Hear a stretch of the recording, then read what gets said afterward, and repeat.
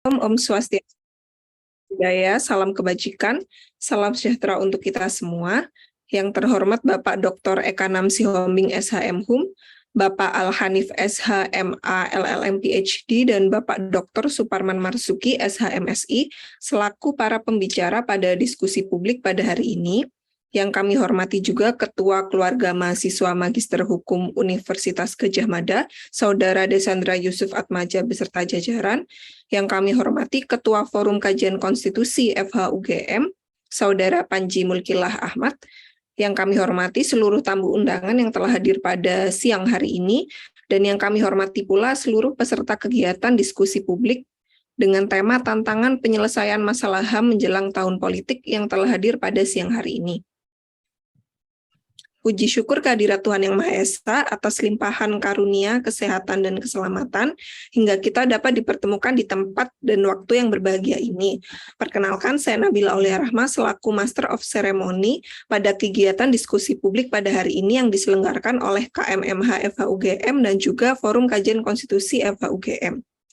Hadirin yang berbahagia, agar kegiatan diskusi publik pada hari ini dapat berjalan lancar dan juga bermakna, marilah kita berdoa menurut agama dan kepercayaan masing-masing. Berdoa dipersilahkan.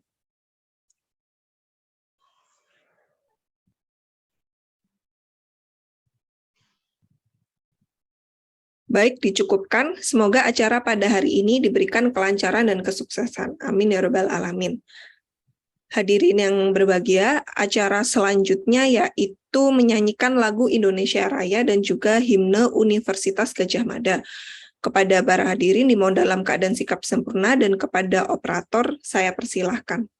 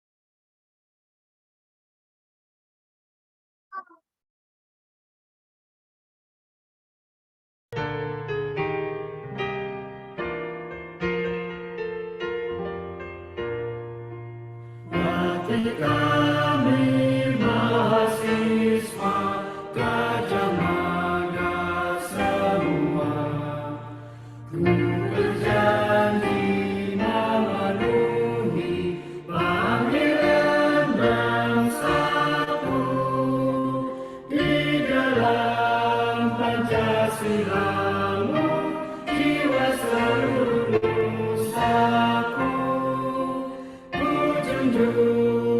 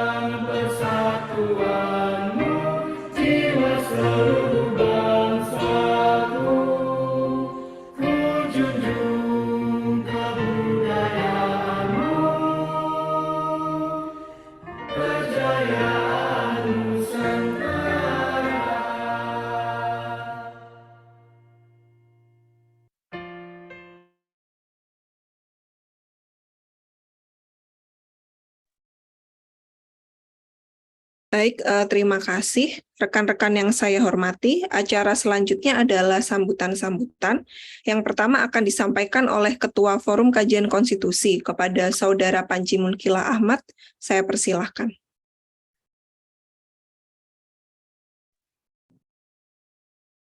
Terima kasih.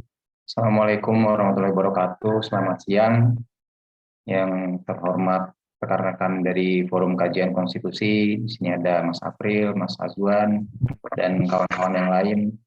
Senang sekali ya bisa mengadakan acara diskusi ilmiah lagi yang luar biasa ini. Lalu yang terhormat juga rekan-rekan dari keluarga mahasiswa Magister Hukum UGM yang diketuai Mas Yusuf. Terima kasih telah bekerjasama membantu terselenggaranya webinar HAM ini. Sukses selalu buat Kemenhan.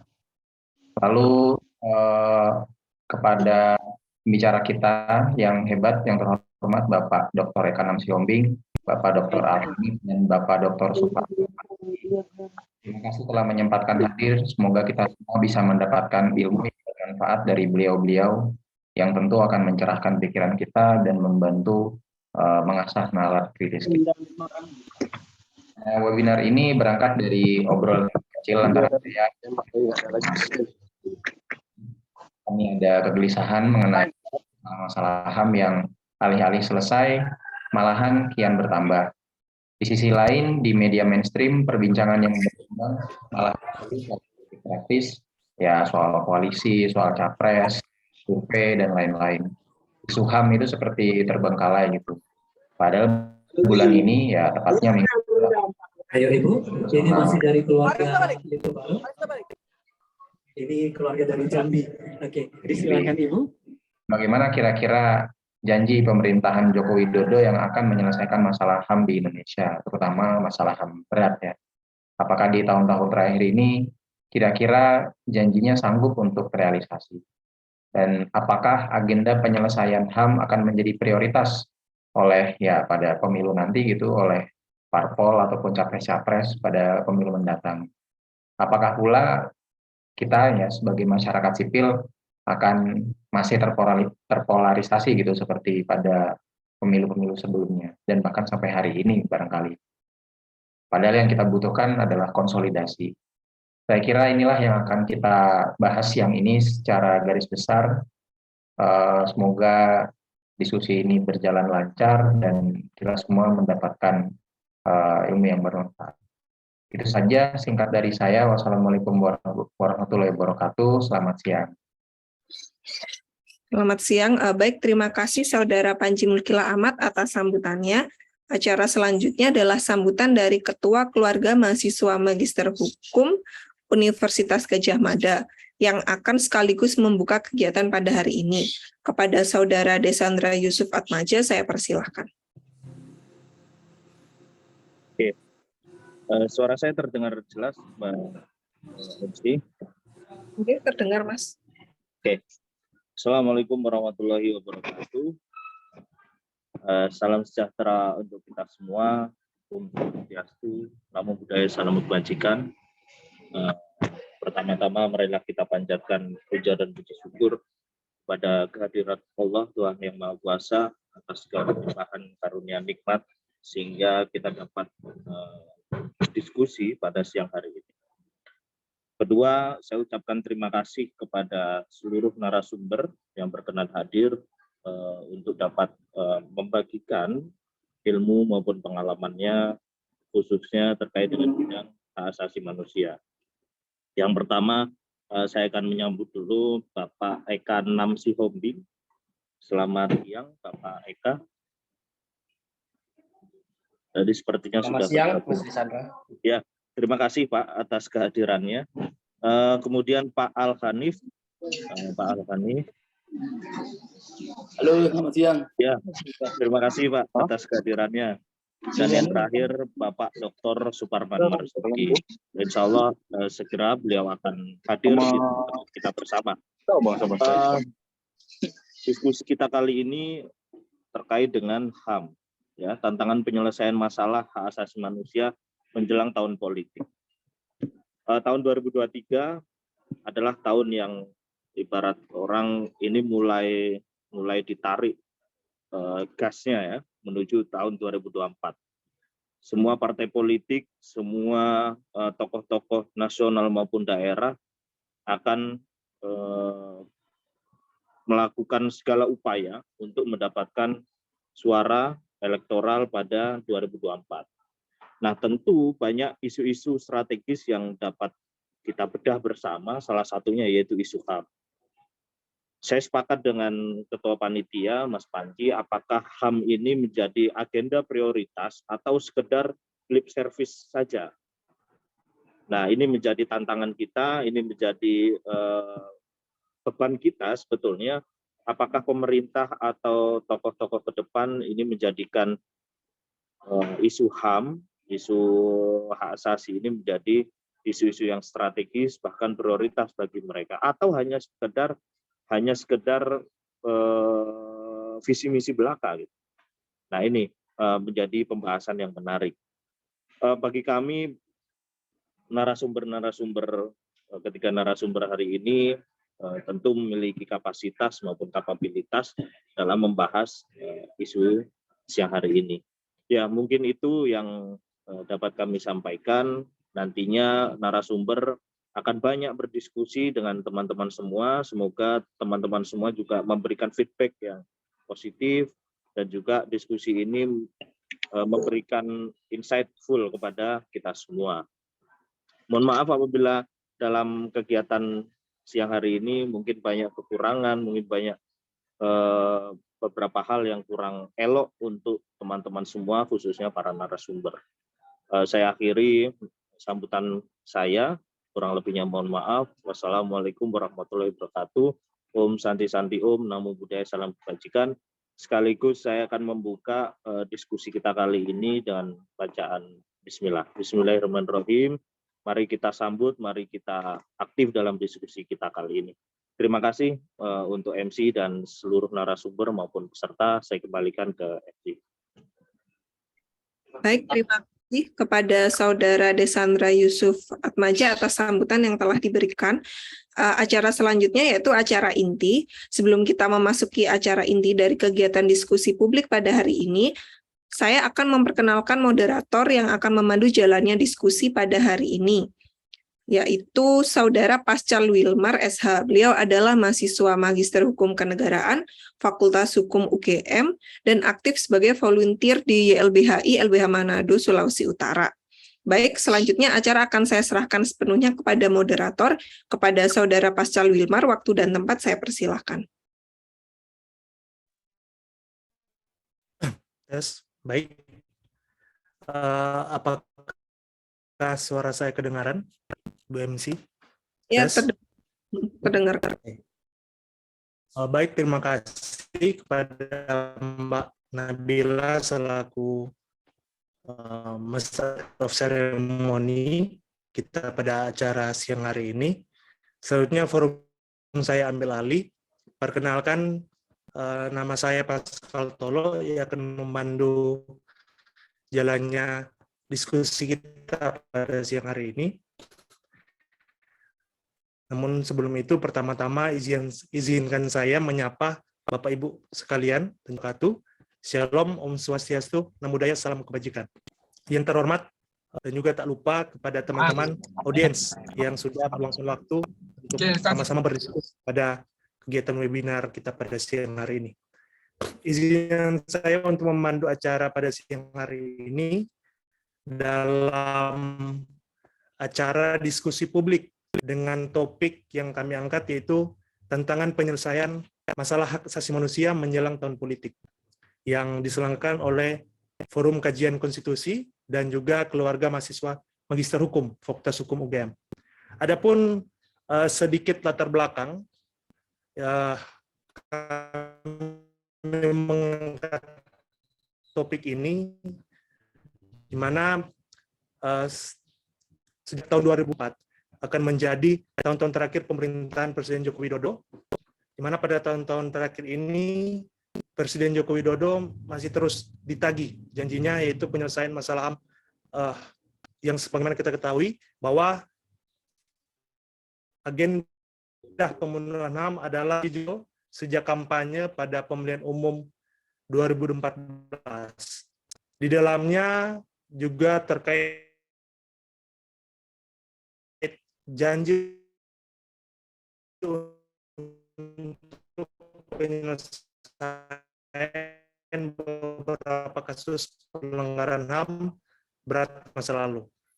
Namun menjelang tahun politik pula, perbincangan yang hangat justru bukan tentang HAM, melainkan kasus-kasus tentang koalisi-koalisi partai dalam mencalonkan siapa presiden dan wakil presiden untuk tahun 2024.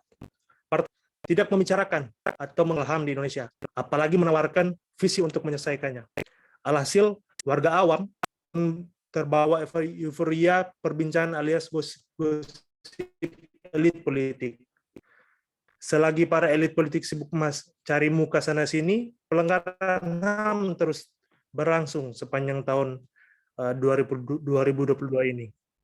Masih terdapat, oleh karena itu masih terdapat pelanggaran HAM seperti pelanggaran hak beragama, hak dan berkeyakinan, perampasan tanah, represivitas berlebih aparat kepada warga, juga masih bisa disebut kasus-kasus yang fenomenal seperti pembunuhan di luar pengadilan oleh seorang jenderal Ferdi Sambo, Karangkeng di Langkat, hingga kasus mutilasi warga sipil di Mimika, Papua. Oleh karena itu,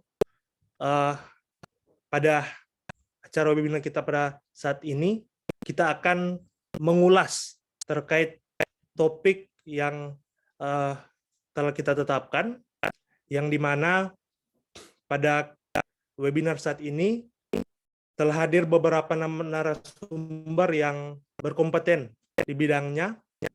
Yang pertama,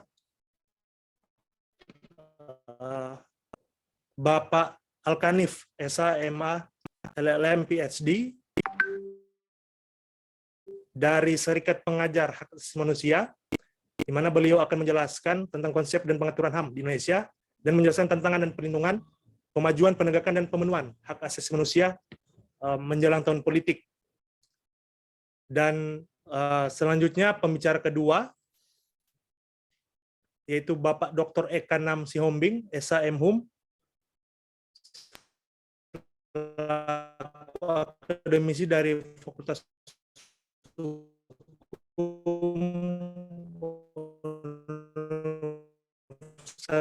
Muhammadiyah Sumatera Utara, yang juga akan berbicara dan membahas dari sisi sejauh mana upaya pemerintah dalam menyelesaikan hak asasi manusia menjelang tahun politik. Mungkin bisa saya sapa Pak, selamat siang Pak Eka dan juga Pak Alkanif. Apa kabar siang hari ini? Zoom kita. Dan pembicara yang ketiga yaitu, baik, terima kasih Pak. Dan pembicara yang ketiga yaitu Dr. Suparman Masuki, Sarjana Hukum MSI, selaku akademisi dari Fakultas Hukum Universitas Islam Indonesia, yang akan membahas masalah HAM sepanjang pemerintahan Presiden Joko Widodo dan menjelaskan tantangan pelindungan, pemajuan, penegakan, dan pemenuhan hak asasi manusia menjelang tahun politik dari sudut pandang masyarakat sipil.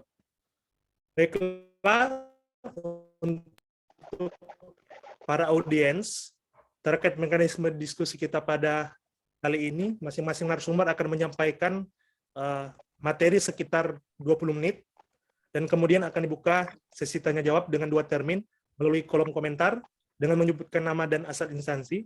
Setelah itu juga secara langsung bertanya pada narasumber,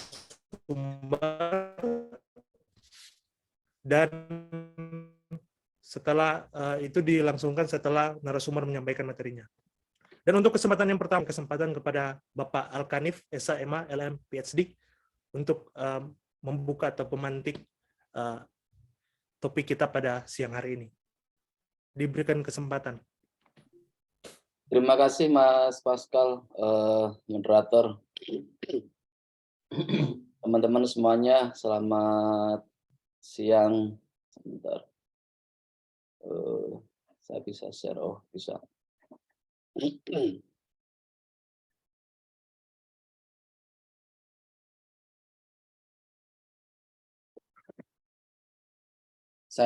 menggunakan dua device, kayaknya apa namanya, koneksi internet saya agak kurang bagus di kantor.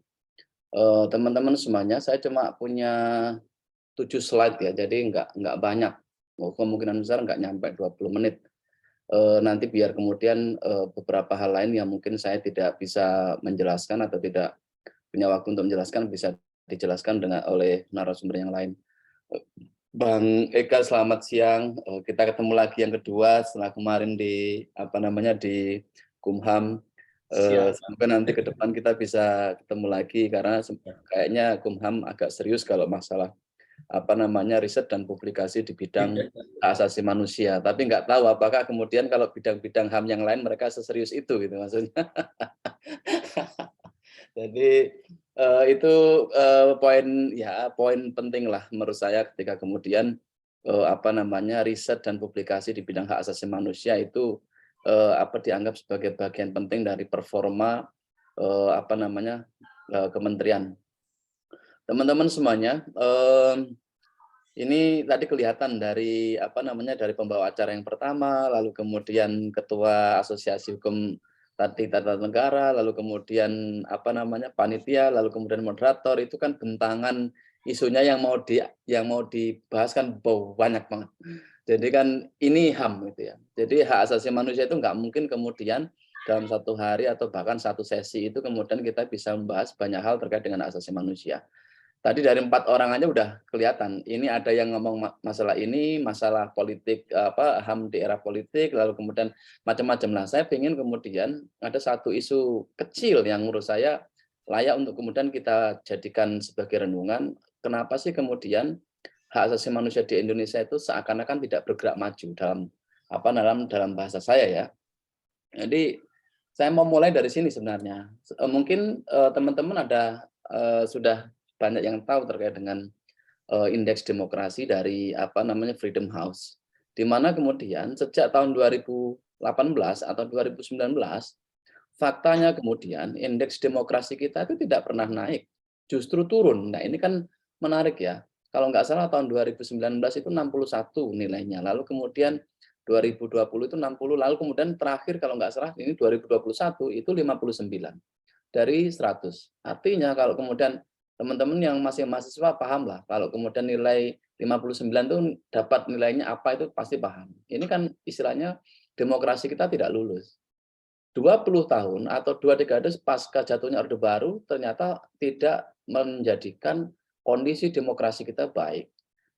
Ternyata kemudian saya kira ini menjadi hal yang nanti layak untuk kemudian kita diskusikan bersama. Kenapa sih kemudian indeks demokrasinya kok cenderung turun, tidak cenderung naik? Nah, ternyata kemudian dari 59 skor itu yang menyumbang nilai paling tinggi atau menyumbang skor yang menyebabkan indeks demokrasi kita buruk itu justru hanya di kebebasan sipilnya. Kalau di kebebasan politiknya bagus, sudah hak-hak politiknya bagus. Indonesia salah satu mungkin one of the best in Asia kalau dalam konteks hak politik. Bahkan kita mungkin sedikit dari negara-negara berkembang dengan sistem demokrasi yang belum mapan yang kemudian pernah punya presiden perempuan. Harus kita akui itu menjadi satu prestasi tersendiri. Kalau masalah hal-hal misalnya kita minoritas kemudian berhak untuk dipilih memilih, lalu kemudian minoritas macam-macam ya, ada minoritas agama, ada minoritas etnis, itu ada mereka sudah punya hak yang nyaris sama menurut saya. Dibanding misalnya dengan tetangga kita di Singapura itu mereka kebebasan kebebasan politiknya, kebebasan sipilnya mereka masih jauh di bawah kita kalau dalam konteks kebebasan politik gitu ya. Kalau Singapura misalnya ada segregasi yang sangat kuat antara ras Tionghoa dengan ras Melayu atau non Tionghoa misalnya Chinese menurut saya bukan Tionghoa tapi Chinese gitu. Itu ada segregasi yang sangat kuat gitu. Malaysia juga sama. Dulu kalau kita lihat misalnya di sekitar 1 dekade lalu ada namanya itu gerakan bersih 1 2 3 4 sampai 5 kalau tidak salah.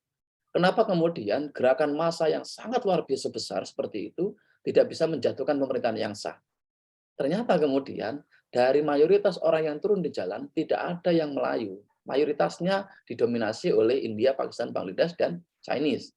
Nah, ini kan mengindikasikan bahwa di Malaysia itu ada privilege terhadap ras tertentu yang kemudian itu masih mewarnai politik di dalam Malaysia. Thailand lebih buruk lagi, misalnya ketika kemudian ada pergantian pemimpin, ketika ada kudeta macam-macam, itu pasti berganti konstitusinya. Kita baru 4 kali. Mau di amandemen yang ke-5 kali, enggak. Banyak yang enggak setuju, akhirnya kemudian diam saja. Itu enggak akan terjadi kalau misalnya di Thailand. Kalau kemudian parlemen sudah bilang mau mengamandemen konstitusi, akan sangat mungkin sekali. Kalau nggak salah sampai sekarang mungkin sekitar 19 atau 21 kali Thailand itu sudah mengamandemen konstitusinya. Myanmar lebih parah lagi, Vietnam seperti itu. Timur Timur lebih parah lagi kalau dalam konteks hak asasi manusia. Nah, saya kira kenapa kemudian ini saya mengingatkan saya ketika kemudian saya bersama dengan Asfi Nawati dan teman-teman dari ISFOP, Indonesian Scholar Network on Freedom of Religion or Belief, yang kemudian kami diundang di Universitas Tanjung Pura, lalu kemudian kita diminta untuk mengkritisi RUU KUHP yang mau disahkan. Lalu kemudian ketika dari kami, saya, Aswin, sama Mbak Nela dari UNPAD itu sepakat kemudian bahwa RUU KUHP itu bermasalah. Lalu kemudian ada yang bertanya, kenapa sih kemudian itu di forum itu ada yang bertanya, kenapa kemudian forum ini seakan-akan tidak pernah menampilkan sisi baik dari KUHP. Hei, ingat bahwa dalam konteks hukum itu satu norma, bahkan bukan satu norma sebenarnya, satu kata saja itu bisa merusak semuanya. Apalagi kemudian misalnya di dalam RUU KUHP itu jelas bahwa itu bukan reform, itu malah justru kemunduran dari konteks misalnya pengaturan hak sipil yang kemudian diatur terlalu ketat di dalam KUHP. Kenapa kemudian harus ada pasal yang khusus menyoroti masalah terkait misalnya kenapa agama kemudian dijadikan sebagai objek yang kemudian dia dijadikan sebagai satu objek terkait dengan tindak pidana. Misalnya di pasal 300 itu jelas disebutkan bahwa kejahatan terhadap agama, siapa kemudian yang berhak untuk mewakili agama? Nggak ada. Ini dulu di dalam RUU KUHP yang lama malah justru tidak seperti itu. Nomenklaturnya lebih soft. Meskipun saya harus akui bahwa kedua hal itu tidak ada yang baik sama sekali, keduanya buruk. Gitu. Nah, ada beberapa hal lain yang kemudian saya kira harus dikritisi. Nah, kemudian kita mengkritisi itu. Kenapa kemudian ada salah satu peserta yang kemudian mengatakan kenapa kemudian forum ini tidak pernah menampilkan sisi baik dari KUHP. Ingat bahwa KUHP itu kan ada ribuan pasal. Paling yang akan diimplementasikan yang sering kali kemudian diterapkan itu cuma sebagian saja, nggak lebih dari 10% saya kira. Sama dengan UIT misalnya, yang sering kali digunakan untuk menghantam orang-orang yang kritis, menghantam orang-orang yang kemudian justru kita perlukan suaranya, itu pasal 27. Padahal banyak sekali pasal yang lain. Nyaris tidak pernah diimplementasikan. Nah, saya kira kenapa kemudian indeks demokrasi di Freedom House ini penting, karena kemudian faktanya dari kebebasan politik itu menyumbang angka yang sangat signifikan tinggi. Dari 340 kemudian dia menyumbang 30, artinya kemudian ini sudah poinnya A. Nah, kalau kita lihat misalnya di dalam civil liberties itu cuma 29 dari 60. Ini yang kemudian berdarah-darah. Bahkan kalau kita lihat, kita baca lagi bentangannya, kebebasan sipil ini ternyata tidak jauh lebih baik daripada di era Orde Baru. Nah, ini kan kemudian ada kemunduran dalam konteks kebebasan sipil ini. Ini yang kemudian tidak pernah dibaca oleh pemerintah sebagai upaya untuk kemudian memperbaiki kondisi hak asasi manusia. Dulu ketika kemudian Joko Widodo pertama kali dipilih, banyak orang masyarakat sipil, kemudian akademisi yang kemudian benar-benar menaruh perhatian terhadap isu hak asasi manusia. Faktanya sekarang ini kan oke, kalau dalam konteks misalnya dulu SBY kan berdarah-darah dalam konteks misalnya hak dan kebebasan terkait dengan moralitas dan agama. Itu selama 10 tahun kan berdarah-darah itu. Dulu ada Cikesik tahun 2011, lalu kemudian ada peristiwa Sampang 2012, 2013, lalu kemudian ada banyak insiden-insiden yang kemudian di situ yang menjadi triggernya, yang menjadi pemicunya adalah moralitas atau agama. Nah, sekarang di era Joko Widodo itu kan sebenarnya cuma bergeser aja. kalau terkait dengan pelanggaran hak asasi manusia yang kemudian itu pemicunya adalah agama, memang turun, iya. Tapi kan ada pergeseran di mana kemudian ketika sekarang pemerintah itu fokusnya pada pembangunan, kemudian pada pembebasan lahan, infrastruktur, maka kemudian yang terjadi adalah land grabbing. Ada pengambil paksaan hak atas lahan yang kemudian masif terjadi di berbagai daerah. Di Kulon Progo ketika kemudian ada pembangunan bandara, lalu kemudian yang terakhir di Wadas, lalu kemudian bahkan dulu sebenarnya pada waktu SBY itu udah ada satu proyek besar yang kemudian itu meminggirkan kelompok-kelompok marginal. Misalnya di MIFE tahun 2011 yang kemudian Merauke Food Estate itu yang kemudian ingin membentuk sebuah lumbung pangan Indonesia yang terdiri dari 5 juta hektar lahan di Merauke, itu jelas ada beberapa kelompok-kelompok masyarakat adat yang kemudian terpinggirkan dari situ. Nah, isu ini sekarang masih terus berlangsung dan kemudian jumlahnya semakin banyak.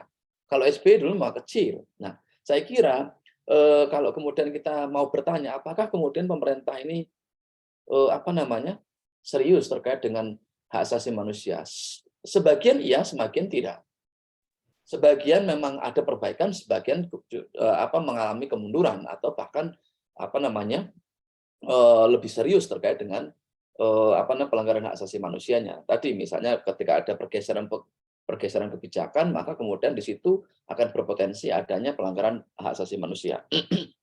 Nah, kenapa sih kemudian di Indonesia itu kita kok merasa pemerintahan bisa berganti, lalu kemudian slogan ketika kampanye itu semuanya hampir sama, bahwa hak asasi manusia itu kemudian disebut juga. Kenapa kemudian faktanya pasca 1998 itu kemudian nyaris tidak ada perbaikan. Kalau dalam overall ya, misalnya nilai keseluruhan kan tadi di Freedom House itu kemudian tidak ada perbaikan. Salah satunya kemudian Indonesia sudah lama sekali kemudian terlibat dalam kelompok atau negara yang kemudian mendukung Asian values, yang salah satunya kemudian asasi manusia di Indonesia dan di Asia ya berbeda dengan di hak asasi manusia yang ada di skala di dalam rejim internasional, di Komite HAM PBB atau Dewan HAM PBB misalnya.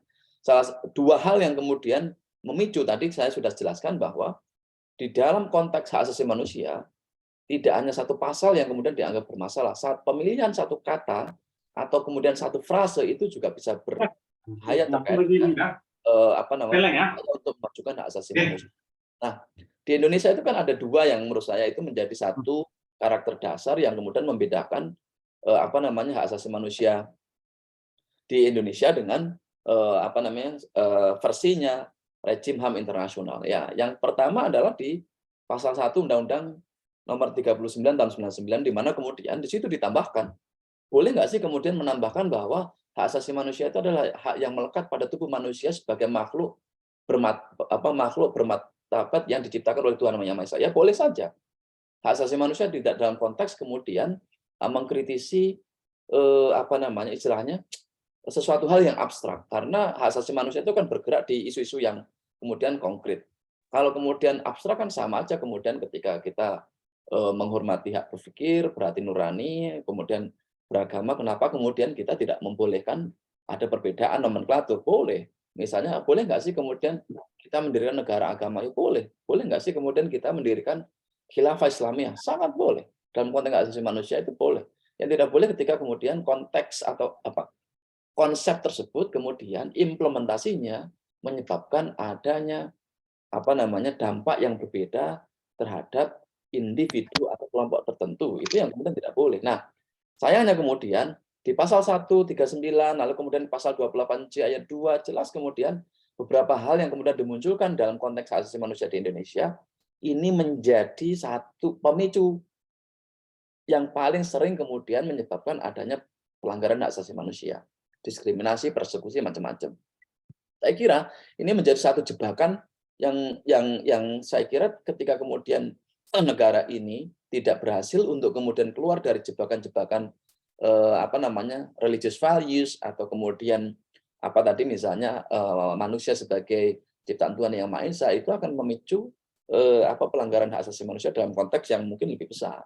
Misalnya dalam konteks KUHP kan jelas, kemudian Marxisme, Leninisme, ateisme itu bisa sangat mungkin kemudian itu akan terkena KUHP yang baru. Kenapa? Karena kemudian ada beberapa nomenklatur dasar yang kemudian dianggap sebagai sebuah representasi atau mungkin reinkarnasi dari keinginan dari negara. Nah, ini saya kira menjadi satu isu penting yang menurut saya tidak akan pernah ada satupun presiden atau pemerintah yang kemudian berani untuk keluar dari jebakan-jebakan ini. Yang seharusnya menurut saya ketika misalnya boleh nggak sih religious values itu, atau bermasalah nggak sih religious values? Yang enggak sebenarnya dalam konteks hak asasi manusia. Sama dengan misalnya batasan moral itu kan nggak bisa ditentukan. Tapi faktanya banyak sekali negara-negara yang bisa memanfaatkan itu, artinya kemudian sesuai untuk membatasi hak asasi manusia. Tapi di Indonesia kan sebaliknya, itu dipakai dasar untuk kemudian melakukan kebijakan diskriminatif atau mungkin mempersekusi kelompok-kelompok yang dianggap berbeda. Nah, saya kira ini menjadi sebuah jebakan atau pitfalls dalam konteks misalnya diskursus pertentangan antara hak asasi manusia di Indonesia atau mungkin bentuk karakter khusus hak asasi manusia di Indonesia dengan dunia internasional. Nah, saya kira semua harus paham bahwa dalam konteks hak asasi manusia tidak ada satupun negara di dunia yang punya catatan bersih terkait dengan pelanggaran hak asasi manusia. Tidak ada. Harus saya katakan tidak pernah ada. Jadi kalau kemudian kita bicara misalnya kenapa sih kemudian Indonesia kalau kita bicara terkait dengan hak asasi manusia tidak ada baik-baiknya? Enggak. Ini bukan kemudian sedang membuka aib, tapi faktanya ini sebuah data yang kemudian kita harus tampilkan bahwa di negara lain pun itu sama. Meskipun konteksnya berbeda-beda gitu ya. Nah, kenapa kemudian di negara-negara lain sama? Karena kemudian tidak pernah ada satupun di negara itu yang menjadi strong misalnya universalism supporter misalnya. Nggak pernah ada. Misalnya di Amerika Serikat ada tuh yang America First atau White First atau apapun itu ya misalnya. Di Inggris sekarang sudah semakin meluas gerakan UKIP, United Kingdom Independent Party, yang kemudian mereka menyatakan bahwa imigran itu menjadi sumber masalah dari perekonomian di Inggris misalnya, atau mungkin di Jerman ada Nazi baru. Itu banyak yang mereka kemudian memunculkan radikal cultural relativism yang sayangnya kemudian kalau di Indonesia itu ini menjadi satu kebijakan penting negara untuk kemudian membatasi ruang gerak asasi manusia. Kalau di negara-negara lain mereka udah paham nih, negara paham, masyarakat paham, oh ini ada nih radikal culturalism misalnya. Kemudian mereka akan bersama-sama dengan negara untuk melawan itu. Nazi sempat kemudian sekitar 1 dekade lalu ya, ada gerakan Nazi itu muncul lagi di Jerman, tapi kemudian sekarang tenggelam lagi. Kenapa? Karena kemudian pemerintah sama masyarakat itu paham bahwa ini berbahaya. Lah kalau di Indonesia kan tidak. Wah, ini nih yang kemudian menjadi satu ciri khas penting dari penegakan HAM di Indonesia. Ayo kemudian ini kita tegakkan. Ini yang kemudian menjadi satu pembeda antara HAM di Indonesia dengan yang ada di di luar negeri. Nah, apa yang kemudian terjadi? Saya kira selama 2 dekade terakhir atau mungkin pasca 98, saya kira satu model dari penegakan hak asasi manusia di Indonesia itu selalu satu meminggirkan kelompok minoritas dan kemudian kelompok-kelompok rentan. Mereka belum terlibat di dalam atau mungkin belum dilibatkan dalam proses kebijakan atau belum tersasar kebijakan. Nah, misalnya begini, sekarang lagi ngetren nih di pemerintah daerah, saya yakin ini nanti kita bisa share ya bareng-bareng ya. Data saya menunjukkan bahwa ada tren populisme yang semakin meningkat terkait dengan upaya untuk meraih simpati kelompok mayoritas. Misalnya di Jember, kemudian Banyuwangi, Lumajang, lalu kemudian di Bekasi, di Kalimantan ada riset saya itu kemudian menyatakan bahwa pemerintah daerah itu berupaya untuk menyediakan skema kebijakan khusus terhadap mayoritas. Misalnya apa? Kalau di Jember itu ada beasiswa santri. Lalu kemudian di Lumajang ada beasiswa pentafidz Al-Quran. Lalu kemudian di Banyuwangi itu ada. Lalu kemudian di Bekasi juga ada pentafidz. Kenapa harus tahfidz Quran? Bukankah kemudian APBD itu dihimpun dari semua pajak dari masyarakat? Kan tidak pernah ada kemudian di Indonesia itu pemerintah daerah yang kemudian 100% Muslim. Atau meskipun 100% Muslim, saya kira itu tidak layak untuk kemudian dijadikan sebagai sebuah kebijakan. Di mana kemudian kalau misalnya dia harus mendapatkan privilege atau beasiswa, kenapa harus tahfidz Quran dulu? Kan nggak harus. Ini menjadi satu tren yang sampai sekarang itu semakin menaik. Orang hampir tidak pernah berani untuk kemudian bersuara karena mereka takut kalau kemudian mereka bersuara untuk menentang kebijakan daerah ini akan dianggap sebagai memusuhi Islam. Nah, ini kalau kemudian KUHP yang baru kena itu. Karena kemudian kalau mereka menyerang itu dianggap sebagai menyerang satu agama tertentu. Nah, ini trennya saya kira semakin meningkat ya, model-model seperti ini.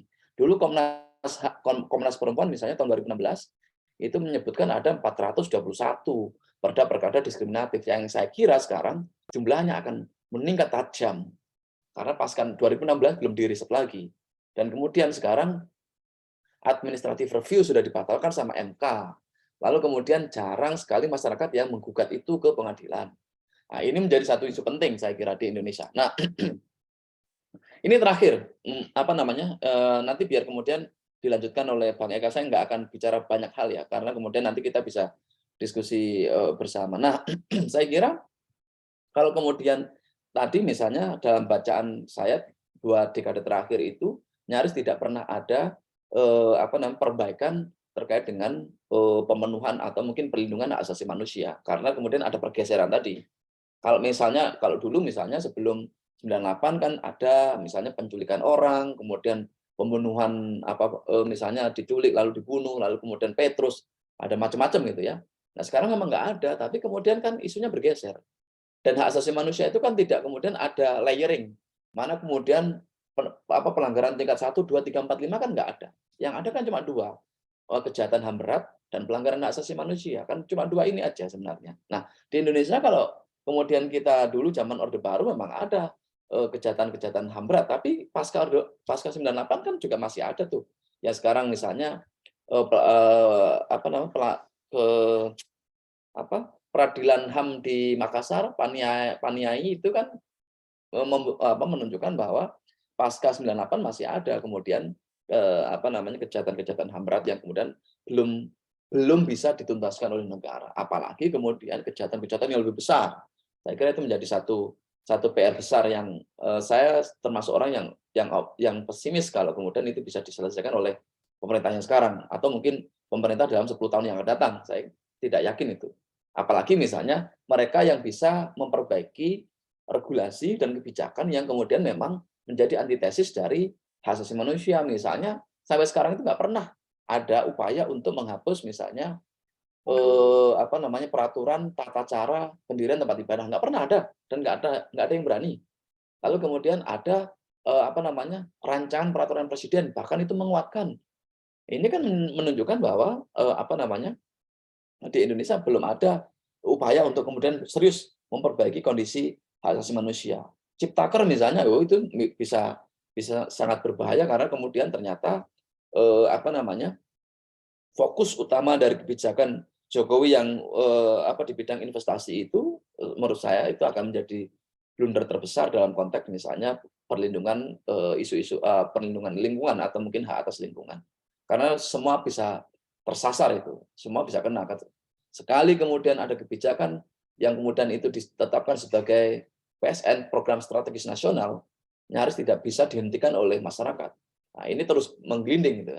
Misalnya kayak IKN itu kan, wah itu sudah sulit untuk kemudian kita mau mengkritisi dari manapun ketika kemudian itu sudah dijadikan sebagai program strategis nasional. Saya kira ini saya harus berhenti di sini, nanti kita bisa diskusi lebih lanjut, Mas Moderator. Terima kasih. Selamat siang. Baik, terima kasih Pak Alif telah memantik diskusi kita pada siang hari ini dengan materi yang sangat luar biasa, meskipun singkat tapi sangat padat, membahas mengenai indeks HAM Indonesia, juga persoalan adanya RKUHP yang di dalamnya mengatur terkait tindak pidana terhadap agama dan juga pengaturan HAM, baik itu dalam konstitusi dan juga undang-undang yang diberlakukan pada saat ini. Dan pembicara selanjutnya kami persilakan kepada Bapak Dr. Eka Namsihombing SHM akademisi dari Universitas Muhammadiyah Sumatera Utara, yang akan berbicara dari sisi penyelesaian masalah HAM dan tantangan perlindungan, pemajuan, penegakan, dan penegakan HAM menjelang tahun politik dari perspektif pemerintah, dan waktu yang sama yaitu 20 menit. Kami persilakan. Ya, terima kasih. Terima kasih kami ucapkan kepada penyelenggara ya. Kemarin saya sebenarnya diamanahkan hanya mencuplik sedikit permasalahan berkaitan dengan hak asasi manusia. Dalam hal ini memang menyambut tahun politik, ada bagian dari kajian dari hak asasi manusia itu yang memang perlu mendapatkan perhatian kita bersama. Sebagaimana diketahui mengenai hak penyandang politik disabilitas ini, tidak bisa dipungkiri bahwasanya mereka masih sampai dengan detik ini, mereka sampai saat ini masih mengalami kesulitan untuk menggunakan hak pilihnya dalam dalam pemilihan umum khususnya. Nah, berkaitan dengan aksesibilitas ya, aksesibilitas dari penyandang disabilitas dalam melaksanakan hak pilihnya, sebenarnya berbagai ketentuan peraturan perundang-undangan ini telah secara komprehensif mengatur bahwasannya mereka juga memiliki hak yang dalam hal hak pilih dan hak untuk memilih. Nah, di mana ada ICCPR, kemudian ada Undang-Undang Penyandang Disabilitas, kemudian Undang-Undang Pemilu bahkan secara eksplisit menyatakan bahwasannya penyandang disabilitas juga memiliki hak dipilih dan maupun memilih. Dan kemudian ada putusan Mahkamah Konstitusi, bahkan sampai dengan penyandang tunagrahita pun ini diberikan hak pilih dengan konfirmasi profesional tentunya. Dan kemudian ini ditindaklanjuti oleh PKPU nomor 19 tahun 2019, di mana memang bahkan saat teknis dari bagaimana penyandang disabilitas itu memilih telah diatur dalam berbagai ketentuan, misalnya dalam PKPU ini. Nah, kemudian kalau kita berbicara peraturan perundang-undangan, memang sudah sedemikian rupa komprehensif berkaitan dengan pengaturan hak pilih bagi penyandang disabilitas ya. Karena memang meskipun secara kuantitas penyandang disabilitas ini pada tahun 2019 itu hanya sebesar 1.247.730 pemilih ya, dengan tunadaksa 83.000, kemudian tunanetra 166.000, dan bahkan tunarungu sampai dengan 249.000. Nah, namun ketika pemilihan umum 2019, pemilih disabilitas pada pemilu 2019 itu tercatat hanya 0,191% dari DPT. Hal ini sebenarnya menunjukkan bahwasannya memang penyandang disabilitas itu mengalami kesulitan untuk mengakses pemilu yang akses itu tadi seperti itu. Nah, kemudian aksesibilitas pemilih penyandang disabilitas ya, pemilih disabilitas pada 2019 ini berdasarkan PKPU nomor 19 tahun 2019 memang sudah sangat dirinci sedemikian rupa, di mana memang sudah mencangkup pengkodean untuk pemilih disabilitas ya. Jadi untuk pengkodean ini sudah mencakup pengkodean disabilitas fisik, kemudian untuk disabilitas intelektual, dan kemudian disabilitas mental dan disabilitas sensorik. Jadi memang PKPU sebenarnya telah mengakomodir bahkan sampai dengan pengkodean dalam penyandang disabilitas yang memiliki hak pilih atau hak untuk pilih. Nah, kemudian dalam ketentuan Undang-Undang Pemilu di situ dijelaskan ya bahwasanya memang pemilih disabilitas netra, ya, pemilih disabilitas netra maupun disabilitas fisik dan yang mempunyai halangan fisik lainnya, di situ dikatakan pada saat memberikan suaranya di TPS dapat dibantu oleh orang lain atas permintaan pemilih orang lain yang membantu pemilih dalam memberikan suara, wajib merahasiakan pilihannya. Nah, ini kemudian menjadi permasalahan tersendiri, terutama yang berkaitan dengan disabilitas mental misalnya, apakah dia benar-benar cukup untuk untuk diberikan bantuan ketika misalnya orang yang memberikan bantuan itu ternyata tidak memiliki kapasitas ya untuk diwakili olehnya. Nah, kemudian berkaitan dengan penyandang disabilitas ini tentu pemerintah pusat dan pemerintahan daerah memiliki tanggung jawab di mana memang Undang-Undang Disabilitas itu mengamanatkan kepada pemerintah maupun pemerintah daerah wajib menjamin agar penyandang disabilitas ini dapat berpartisipasi secara efektif dan penuh dalam kehidupan politik dan publik, serta langsung atau melalui perwakilan. Dan ini kemudian ditindaklanjuti dengan berbagai ketentuan peraturan perundang-undangan, termasuk juga di daerah sendiri. Beberapa daerah bahkan mempunyai atau membuat peraturan daerah dalam rangka memudahkan bagi kaum disabilitas untuk melakukan hak pilihnya, seperti misalnya di daerah Sumatera Utara ini ada Deli Serdang ya, Kabupaten Deli Serdang yang telah membuat ketentuan peraturan daerah berkaitan dengan penyandang disabilitas, salah satunya adalah berkaitan dengan hak pilih disabilitas. Nah, kemudian problematika terhadap aksesibilitas disabilitas ini berkaitan dengan hak pilih dan untuk memilih. Nah, di sini juga ini berkaitan erat dengan tahapan-tahapan pemilihan, karena memang aksesibilitas disabilitas itu sebenarnya bukan hanya pada saat pemilihan umum saja, akan tetapi rangkaian-rangkaian proses itu kan sebenarnya mereka memiliki hak yang sama dengan masyarakat atau dengan warga negara lainnya. Sehingga memang muncul pertanyaan, apakah misalnya dalam setiap tahapan itu disabilitas ini, penyandang disabilitas ini memiliki aksesibilitas, mulai dari masalah pendataan, kemudian pemutahiran data, sampai dengan pemilihan umum itu sendiri. Nah, saya kira problematika yang dihadapi disabilitas itu berkaitan dengan dipilih dan berkaitan dengan pendataan, di mana kita memang selama ini kelemahan di Indonesia sendiri adalah masalah pendataan, sehingga ketika pemilihan umum dilaksanakan ya kita tidak bisa memberikan secara optimal layanan-layanan yang dibutuhkan oleh penyandang disabilitas itu sendiri. Kemudian juga ketika misalnya hak menjadi penyelenggara pemilu, apakah misalnya ketika misalnya kaum disabilitas ini mendapatkan penerimaan penuh oleh pihak-pihak yang penyelenggara atau lainnya untuk menjadi penyelenggara pemilu itu sendiri. Kemudian problematika selanjutnya berkaitan dengan aksesibilitas disabilitas itu ya, tentu petugas-petugas ini belum semuanya memahami berkaitan dengan bahasa isyarat di TPS, sehingga memang menyulitkan bagi penyandang disabilitas, khususnya misalnya tunarungu. Nah, berkaitan dengan itu juga problematika selanjutnya adalah berkaitan dengan alat bantu pencoblosan yang belum ramah disabilitas, ya, di mana memang tidak semua alat bantu yang disediakan itu kemudian memudahkan bagi penyandang disabilitas. Kemudian bagi tunanetra ya, ini memang sudah muncul. Kemudian hak akses ke TPS, kemudian juga desain pemberian suara yang rahasia itu sendiri. Nah, kemudian bagaimana sih sebenarnya pemilu akses yang ideal?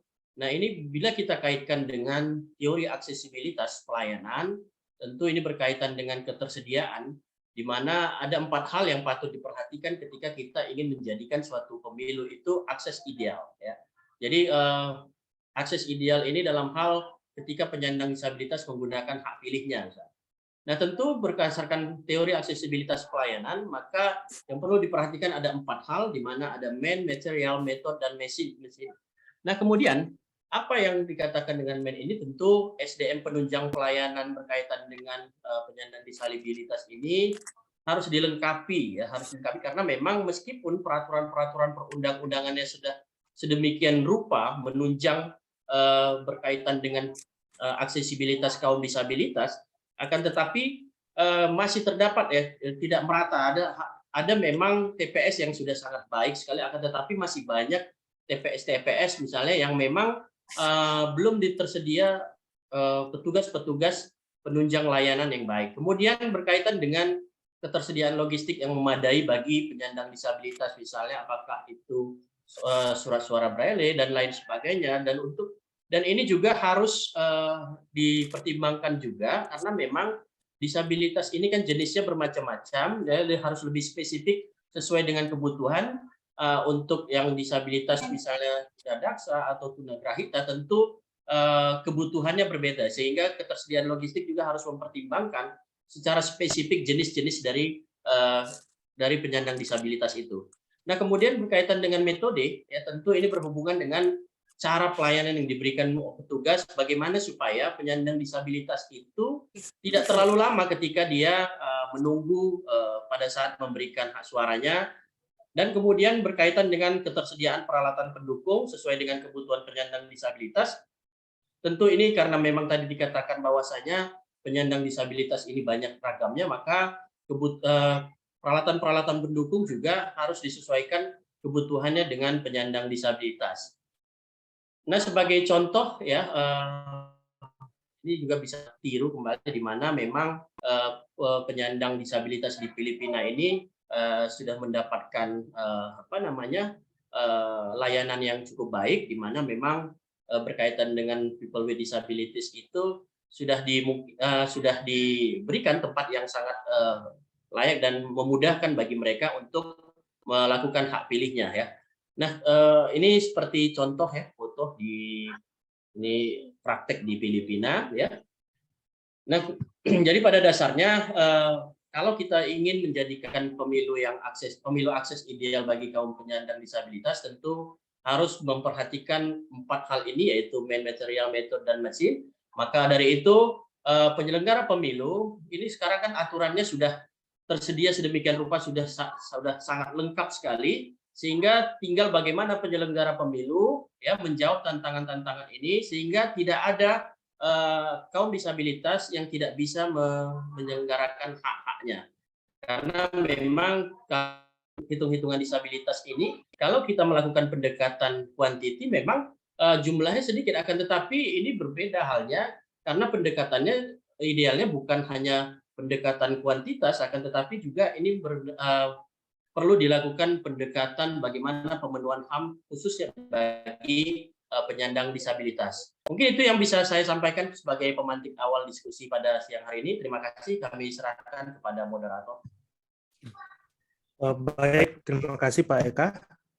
Materi yang cukup komprehensif disampaikan terkait hak penyandang disabilitas dalam pemilihan umum. Dan untuk kesempatan berikutnya, pada pembicara yang ketiga sekaligus pembicara terakhir, Bapak Dr. Suparman Masuki, SHMSI, dari akademisi dari Fakultas Hukum. Ya. Mereka sudah digaji. Jadi upah mereka dikasih mengelola dana ini. Baik, apakah suara saya terdengar? Dan kalau Iya, Pak.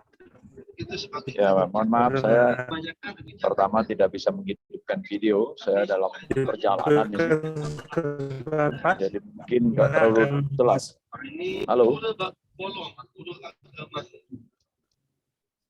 Nah, yang sebelah kiri gunung Bapak Ibu itu adalah gunung agung yang ada. Iya Pak, suaranya sudah kedengaran. Sudah kedengaran ya. Baik. Iya. Saya nggak punya saya nggak sempat bikin bahan yang bisa ditampilkan. Topik yang disampaikan ke saya adalah penyelesaian pelanggaran HAM di tahun politik. Saya menduga-duga saja apa yang harus saya sampaikan ya.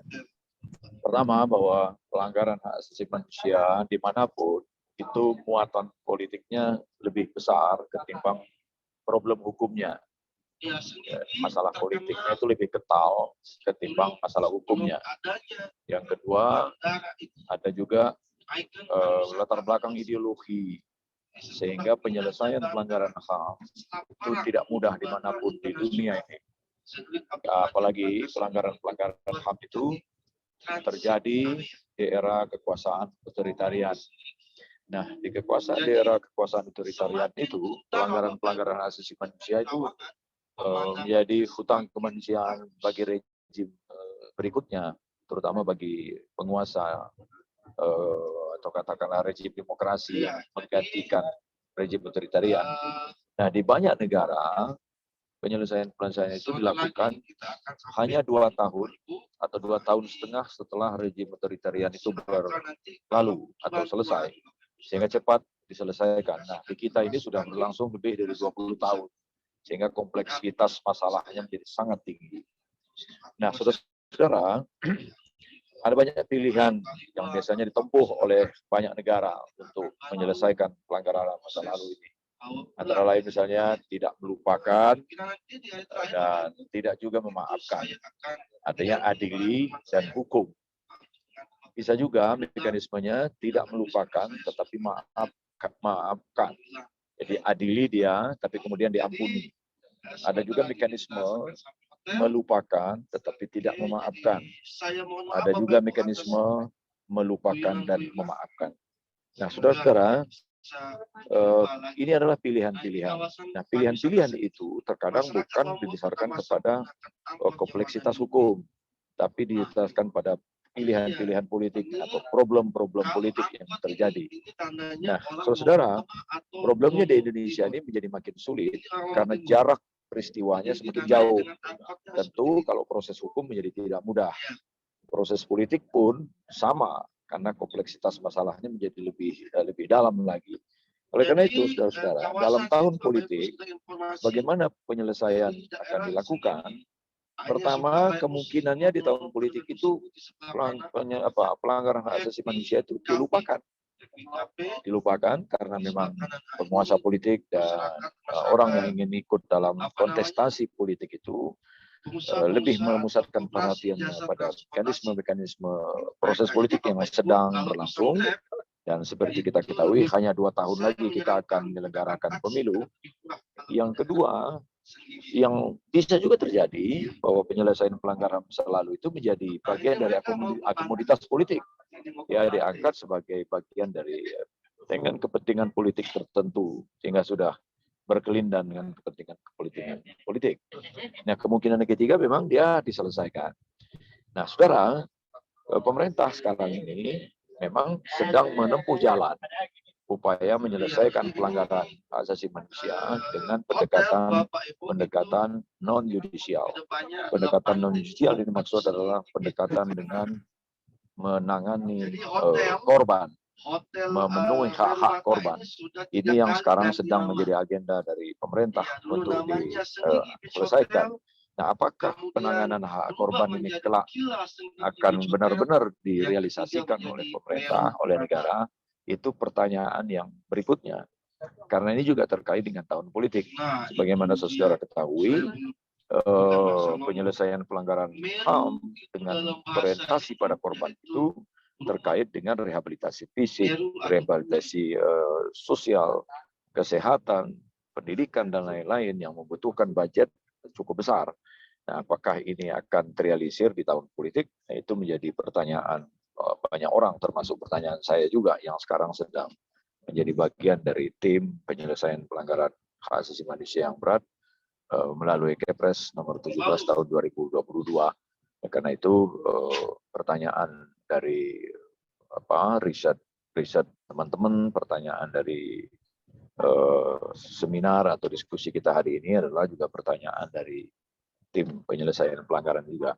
Tapi kita coba dulu, mudah-mudahan memang pemerintah negara sedang serius untuk menyelesaikan pelanggaran berat hak asasi manusia di tahun politik yang memang saya kira akan banyak waktu pemerintah untuk berfokus kepada persiapan pentas demokrasi yang 2 tahun lagi akan segera dilakukan. Nah, akhir dari presentasi pengantar saya ini adalah bahwa apakah di tahun politik ini hak asasi manusia, pelanggaran berat hak asasi manusia, terutama yang terjadi di masa lalu, akan diselesaikan. Satu pertanyaan yang tidak bisa kita jawab definitif sekarang ini, tetapi kalau melihat langkah-langkah pemerintah dengan membentuk Kepres itu, ada tanda-tanda bahwa pemerintah tidak akan mendelay lagi penyelesaian pelanggaran berat hak asasi manusia, dan mudah-mudahan demikian. Begitu pengantar diskusi saya. Terima kasih. Baik, terima kasih Pak Suparman Marzuki telah menyampaikan terkait problem penyelesaian HAM di Indonesia dan juga membandingkan dengan penyelesaian HAM di negara lain serta harapan adanya penyelesaian HAM di tahun politik dengan dibentuknya tim penyelesaian HAM lewat Perpres yang dikeluarkan oleh Presiden. Baiklah, kita masuk pada acara berikutnya, yaitu sesi tanya-jawab, di mana sesi ini kami memberikan waktu selama 30 menit, dan dibagi 2 termin. Yang pertama 3 penanya lewat fitur raise hand, dan juga 3 penanya berikutnya lewat kolom chat. Diberikan kesempatan di mana penanya untuk menyebutkan nama, asal instansi, dan juga tujuan pertanyaan kepada narasumber siapa, dan langsung pada topik atau pada inti pertanyaan.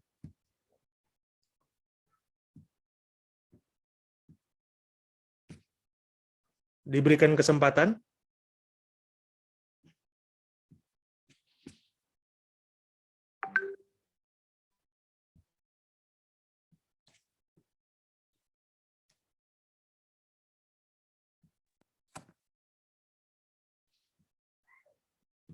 Izin? Ya, di sini ada dari Ainolia Kins. Tes.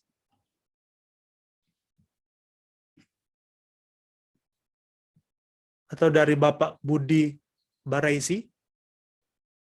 Ya. Oh ya. Iya, Pak. Silakan. Ya. Terima kasih Pak Pascal. Ya. Assalamualaikum warahmatullahi wabarakatuh. Ini menarik memang masalah tentang hak asasi manusia ya Pak ya, Bapak para narasumber. Memang bicara hak asasi manusia ini sangat sensitif kalau menurut saya pandang. Karena apalagi mengenai masalah pemilu ini kan, saya sebelumnya memperkenalkan diri dulu Pak. Saya Budi Baresi dari Aceh Pak ya, dari Loksmawe. Mau sedikit kita bersharing-sharing Pak di sini menanggapi apakah seandainya misalnya seorang tindak pidana yang mencalonkan diri lagi sebagai seorang pemimpin daerah, kalau dilaranglah begitu kira-kira Pak untuk tidak bisa naik lagi, ini kira-kira bertentangan tidak dengan HAM Pak menurut apa? Kebetulan kan terlibat juga sebagai salah satu panitia dalam pemilihan-pemilihan begitulah kira-kira Pak. Mungkin dari Bapak para narasumber tadi karena sedikit telat Pak mengikuti kegiatannya Pak, tapi tadi sempat mengikuti yang dari narasumber kedua sampai ketiga Pak. Itu aja mungkin Pak. Baik. Untuk para narasumber apakah akan langsung dijawab? Mungkin sebelumnya pertanyaan ini ditujukan kepada spesifik salah satu narasumber atau seperti apa Pak? Pak Budi? Ke Bapak Eka Nam Siombing mungkin Pak. Oh ya, kepada Pak Eka Nam Siombing. Pak Eka, apakah akan langsung dijawab Pak? Atau ditampung dulu? Ditampung dulu saja. Oh ya, baik. Berikutnya, mungkin ada yang akan bertanya. Diberikan kesempatan. Di kolom chat, ada yang menyapa, yaitu Pak Ainul Yakins. Mungkin ada pertanyaan yang akan dijawab, yang akan ditanyakan. Mohon izin.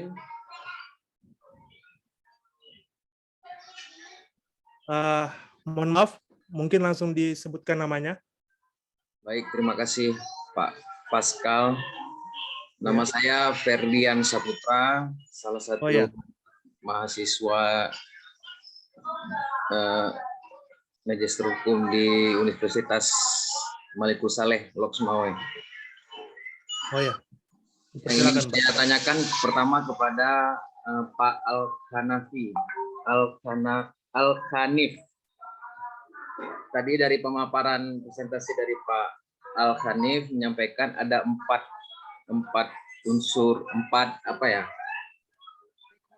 skema terkait dengan isu-isu pelanggaran HAM tadi. Salah satunya adalah dengan membawa kaum mayoritas, membawa isu agama, sedangkan kaum minoritas itu membawa isu demokrasi. Nah, menarik bagi kami dalam sudut pandang kami, pada tahun politik yang lalu, khususnya pada pemilihan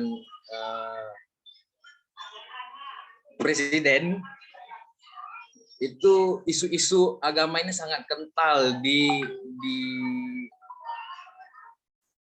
diviralkan ya bahasanya mungkin ya, diviralkan melalui media-media online maupun media sosial. Menurut segi kacamata hukum, apakah pihak-pihak yang memberikan isu-isu tersebut bisa dikategorikan pelanggaran HAM ataupun pelanggaran hukum, Pak?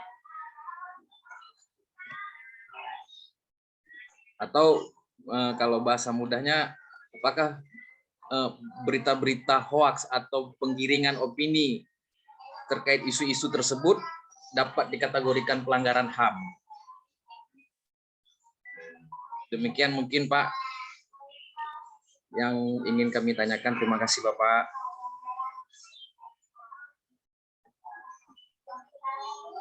Baik, terima kasih pertanyaannya. Dan mungkin untuk penanya yang terakhir, diberikan kesempatan.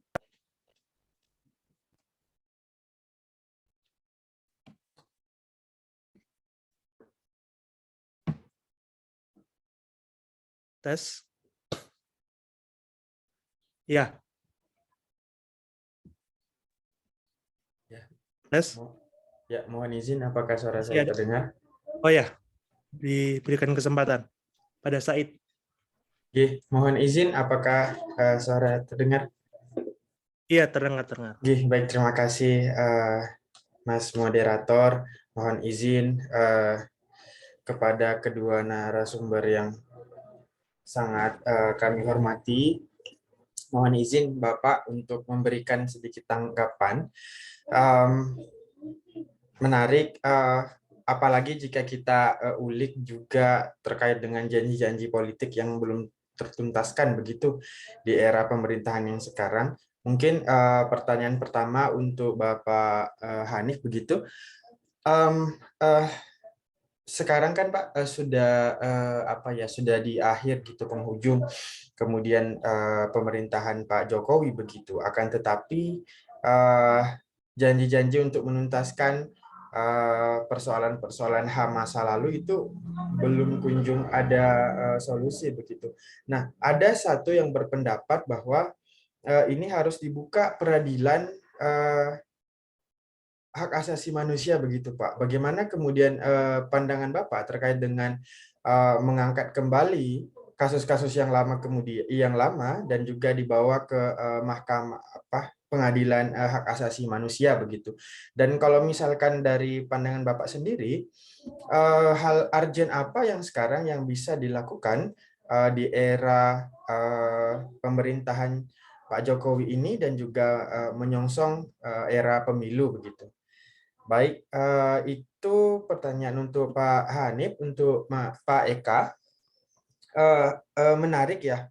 Saya ingin bergeser sedikit mengenai di KUHP yang 6 Desember yang telah disahkan tersebut, itu sedikit banyak afirmasi hak masyarakat adat, hukum adat begitu, sebagaimana di pasal 2 ayat 1 sampai dengan 3 itu menjelaskan dan juga memberikan hak kepada masyarakat hukum adat yaitu memasukkan delik adat ke dalam KUHP nasional. Nah, bagaimana kemudian peluang dan tantangan pengakuan ya hak masyarakat hukum adat yang selama ini belum terakomodir di hukum nasional dan sekarang sudah mulai diberikan pengakuan dan penjaminan ke dalam hukum nasional. Bagaimana kemudian Bapak melihat adanya peluang dan tantangan pengakuan hak masyarakat hukum adat ataupun pemasukan delik adat ke dalam hukum nasional tersendiri? Bagaimana kemudian pengakuannya dan lain sebagainya? Mungkin itu. Terima kasih atas kesempatan yang telah diberikan kepada moderator. Mohon izin mengembalikan kembali kepada moderator. Terima kasih. Baik, terima kasih Mas Said. Dan yang terakhir, kita lihat di kolom chat dari Ainul Yakin, di mana ditujukan kepada Bapak Al-Kanif dengan pertanyaan, bagaimana tanggapan Bapak mengenai konglomerasi media yang kemudian mengancam hak atas informasi dari masyarakat, di mana pemusatan kepemilikan media oleh beberapa orang rawan sekali menjadikan media sebagai alat untuk menggiring opini. Pertanyaan ini ditujukan untuk Pak Al-Kanif. Mungkin langsung saja kita berikan kesempatan untuk menjawab dari narasumber. Yang pertama mungkin lewat penanya yang pertama kepada Bapak Eka Namsiombing dari Budi. Ya, terima kasih atas pertanyaannya Pak Budi, Pak Said ya. Berkaitan dengan terpidana untuk mencalonkan diri sebagai kepala daerah. Jadi desain konstitusi kita memang mengatur setiap warga negara itu memiliki hak untuk dipilih maupun memilih. Nah, dalam kaitan itu, maka kalau kita membaca secara sistematis berkaitan dengan pengaturan pasal-pasal hak asasi manusia, pada prinsipnya hak tersebut dapat dibatasi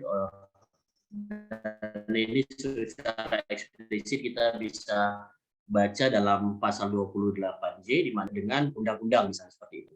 Nah, kemudian ini undang-undang pemilihan kepala daerah atau pemilihan gubernur, bupati, wali kota mengakomodir berkaitan dengan terpidana dapat mencalonkan diri setelah menjalankan pidananya. Nah, selama ini memang ketika terpidana itu telah selesai menjalankan pidananya, ini yang bersangkutan boleh mencalonkan sebagai calon kepala daerah. Akan tetapi kemudian terakhir dengan adanya putusan Mahkamah Konstitusi, maka calon kepala daerah itu ketika dia mantan terpidana itu mau mencalonkan diri, maka harus ada terlebih dahulu jeda selama 5 tahun. Kalau yang sebelumnya setelah menjalani pidananya dia boleh mencalonkan dengan persyaratan-persyaratan tertentu, misalnya dia mengumumkan dirinya bahwasanya dia mantan terpidana. Nah, saat ini dengan adanya putusan Mahkamah Konstitusi, maka calon kepala daerah itu harus memiliki jeda terlebih dahulu. Ketika dia selesai, maka 5 tahun kemudian lah baru dia dapat mencalonkan sebagai calon kepala daerah. Hal ini juga ingin memberikan efek jera pada pelaku-pelaku tindak pidana korupsi, di mana dia tidak hanya diberikan sanksi politik, akan tetapi dia juga diberikan sanksi berupa sanksi administratif, di mana untuk pencalonannya harus memiliki persyaratan jeda 5 tahun tersebut. Nah, mungkin nanti berkaitan dengan lebih dalam lagi berkaitan dengan hak asasi manusia, mungkin konteksnya bisa ditambahkan oleh Mas Al-Hanif. Dan kemudian kepada Said ya, living law kemudian ini diakomodir oleh Kitab Undang-Undang Hukum Pidana yang baru saja disetujui bersama ya, di mana memang salah satu pengaturan dan bahkan ini mendapatkan perhatian yang luar biasa sekali berkaitan dengan pengakomodasian living law dalam Kitab Undang-Undang Hukum Pidana ya, di mana di situ masyarakat hukum adat dapat menerapkan pidana adat selama memang kalau politik hukumnya memang ketika dia boleh menerapkan ketika memang Kitab Undang-Undang Hukum Pidana itu sama sekali tidak mengatur. Dan kemudian tentu dia selalu dalam bingkai di mana dia tidak boleh bertentangan ketika kita menerapkan hukum adat tersebut, dia harus dalam bingkai, tidak boleh bertentangan dengan nilai-nilai ideologi Pancasila, kemudian Undang-Undang Dasar, dan kemudian ada parameter lainnya yaitu prinsip-prinsip HAM yang diakui oleh negara-negara beradab. Sehingga memang pembatasan-pembatasan penerapan hukum adat tersebut sudah sangat jelas sekali, di mana memang kita tidak serta-merta ketika terjadi tindak pidana, kalau KUHP-nya mengatur, maka kita tidak boleh menggunakan hukum adat. Mungkin demikian, Mas Said. Baik, untuk penanya apakah sudah cukup jelas jawaban dari narasumber? Sangat jelas, Berikutnya, oh ada tanggapan? Sedikit Ya. follow up question. Begini, berarti Pak di pasal 2 ayat 2-nya tidak boleh bertentangan dengan HAM, begitu nggih? Ini apakah di situ menurut Bapak masih kemudian rancu, terlalu luas, atau misalkan membutuhkan penafsiran-penafsiran lagi, karena di situ tidak bisa living law ini tidak bisa bertentangan dengan HAM. Nah, ini konteks HAM-nya ini yang gimana nih Pak? Gitu, mungkin ada penjelasan. Monggo. Tentu konteks HAM-nya ya konteks HAM Indonesia di mana memang disinari dengan nilai-nilai Pancasila itu sendiri dan memang didasarkan atas desain konstitusi yang memang saat ini diberlakukan di Indonesia. Saya kira itu. Matur nuwun, Pak. Baik, untuk selanjutnya pertanyaan yang ditujukan kepada Pak Alkanif, baik dari Ferdian Syaputra dan juga Mas Said tadi.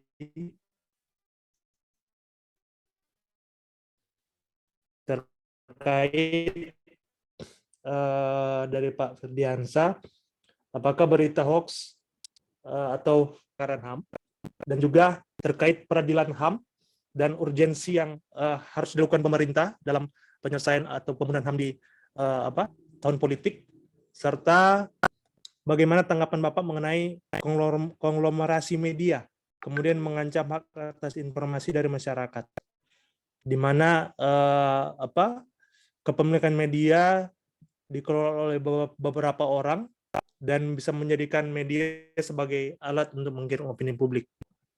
Diberikan kesempatan, Pak. Terima kasih, Mas Moderator. Untuk yang tadi peradilan untuk kejahatan HAM berat, mungkin saya bisa tidak akan menjawab ya, karena kan di sini ada Bang Parman yang mungkin akan nanti bisa menjelaskan lebih lanjut terkait dengan pelanggaran HAM berat. Karena memang beliau yang selama ini fokus pada isu-isu itu. Terkait dengan berita hoax, apakah kemudian ini sebagai sebuah pelanggaran? Nah, ini teori dasar HAM-nya harus kita pahami dulu ya. Siapa yang memproduksi berita itu? Kalau yang memproduksi berita itu adalah negara, pasti pelanggaran HAM. Misalnya apa? Internet shutdown pada waktu konflik perkerusuhan Papua, itu jelas pelanggaran HAM. Kenapa? Karena ketika kemudian negara memutuskan untuk mematikan internet, maka kemudian kita tidak mendapatkan informasi yang seimbang terkait dengan konflik di Papua. Itu jelas pelanggaran. Tapi kalau yang misalnya yang melakukan internet shutdown itu misalnya masyarakat sipil, ya bukan. Karena kalau di dalam konteks hak asasi manusia itu kan jelas pelakunya adalah negara, atau negara itu sengaja melakukan atau lalai. Itu harus menjadi kunci dasarnya, gitu ya. Nah, ketika kemudian berita hoax itu siapa yang memproduksi? Apakah negara? Kalau kemudian itu bukan negara, ya berarti dia pidana murni. Sama dengan misalnya kami dari Serikat Pengajar Hak Asasi Manusia itu selalu kemudian diolok-olok sama teman-teman yang lain ya, yang bukan dari hak asasi manusia. Kenapa sih kemudian kalian itu selalu bicara kenceng kalau misalnya ada orang Papua yang ditembakin sama militer, tapi ketika giliran militer mati, kalian diam saja. Ini kan orang yang tidak paham HAM. Jadi kalau misalnya militer itu dibunuh sama OPM, ya itu pidana gitu. Itu bukan, tidak ada pertanggungjawaban dari hak asasi manusia, nggak bisa. Karena kalau dalam konteks hak asasi manusia itu selalu pelakunya atau yang memegang tanggung jawab adalah state atau non state actor, tapi kemudian yang melibatkan dari negara, misalnya kelalaian. Salah satu contoh yang paling gampang nanti bisa dijelaskan juga sama Bang Parman, misalnya tragedi 65. Pasca 65 itu juga misalnya gitu kan. Siapa sih yang kemudian membunuh itu kan mayoritasnya bukan militer. Kalau di Jawa Timur ya GP Ansor, kalau kemudian di NTT ya orang-orang Kristen, orang-orang gereja yang membunuh orang-orang yang dianggap sebagai PKI. Oh, itu kan jelas pelanggaran hak asasi manusia gitu ya. Nah, sekali lagi kemudian siapa yang memproduksi berita itu? Saya sambungkan misalnya dengan pertanyaannya Ainul Yakin yang kemudian apakah kemudian kalau ada konglomerasi media itu bisa mengancam hak asasi manusia? Sebenarnya isu persoalan di Indonesia itu kan terkait dengan hak atas informasi itu kan ada dua. Yang pertama, tradisi literasi kita kurang. Mayoritas di masyarakat itu kan mereka tradisi literasinya sangat-sangat terbatas sekali gitu ya. Ketika kemudian ada informasi masuk, tiba-tiba kemudian mereka menganggap bahwa ini sebuah kebenaran yang kemudian itu dianggap sebagai wah ini harus kemudian direspon gitu ya.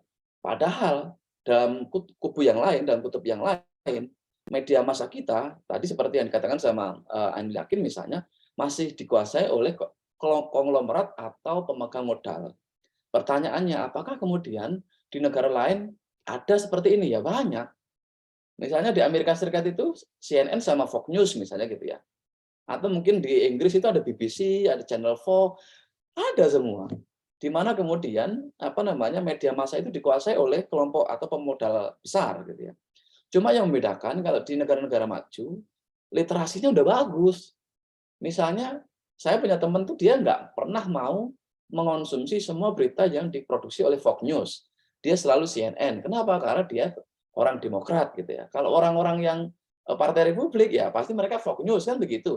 Tapi mereka orang-orang yang literasinya bagus gitu. Nah kalau kita kan tidak. Nah, ini yang saya kira menjadi dua sumber utama terkait dengan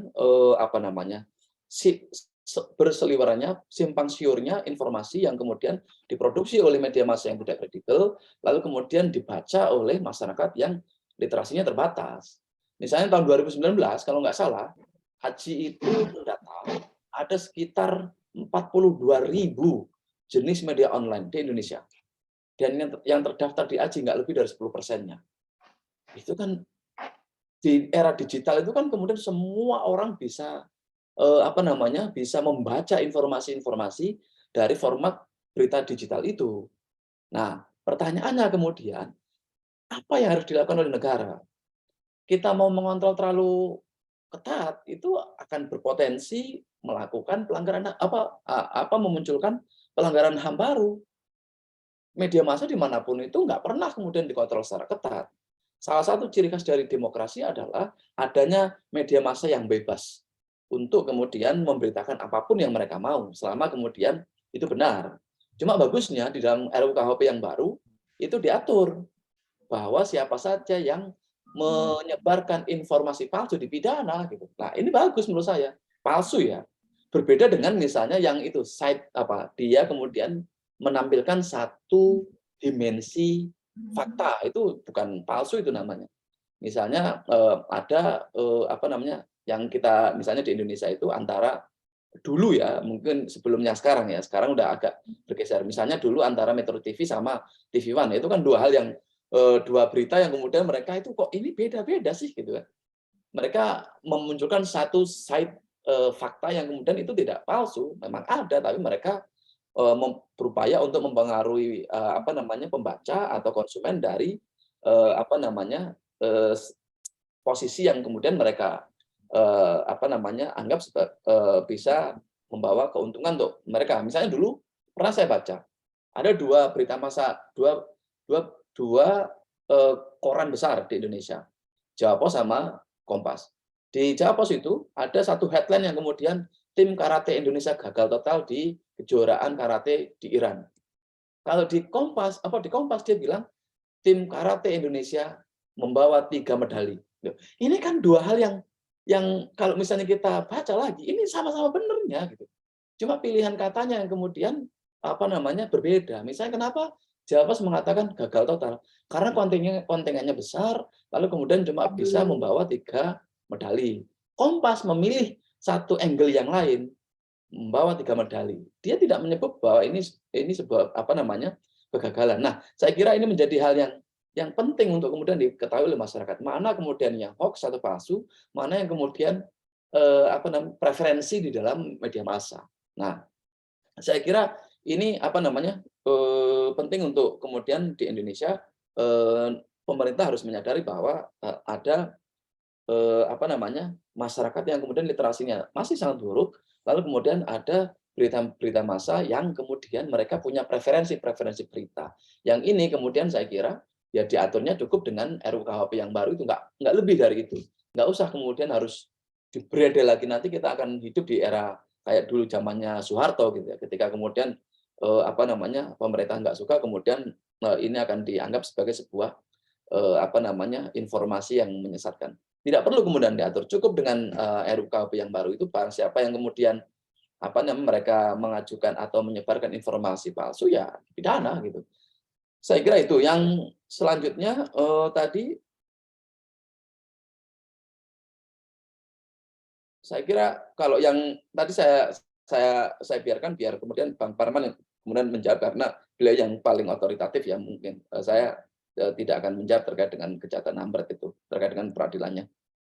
Nah, saya kira itu dari Mas moderator saya. Kalau misalnya ada yang terlewat, saya bisa dikabari.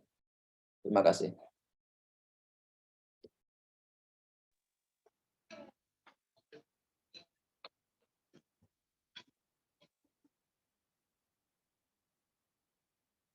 Mas moderator.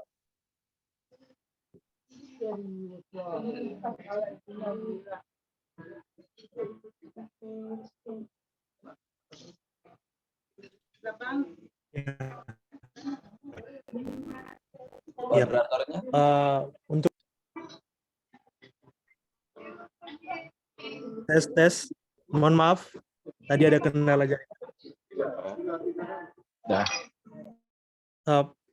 tes, untuk Pak Suparman Masuki, apakah suara saya kedengaran, Pak?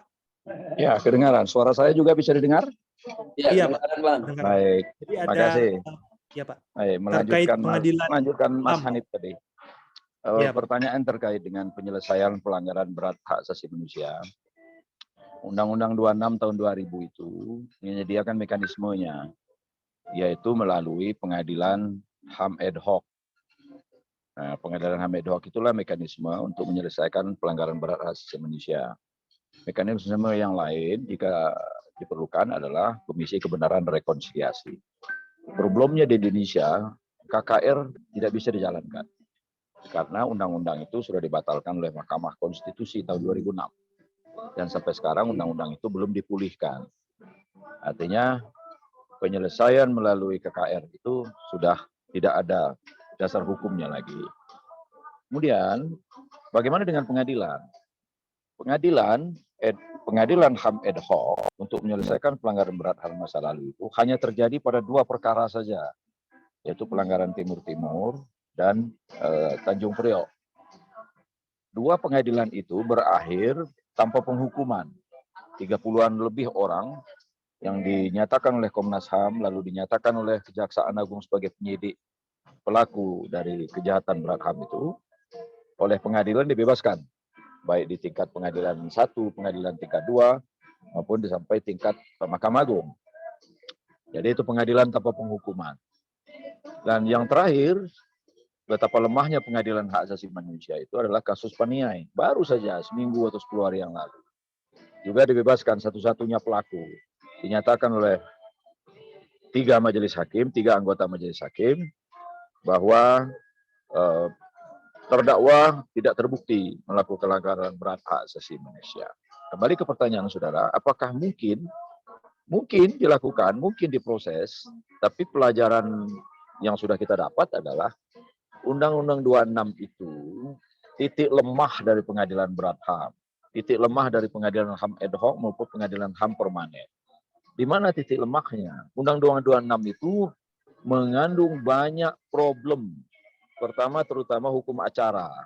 Dia nggak mengatur hukum acara tersendiri. Hukum cara penyelesaian pelanggaran berat HAM itu mengacu kepada KUHAP.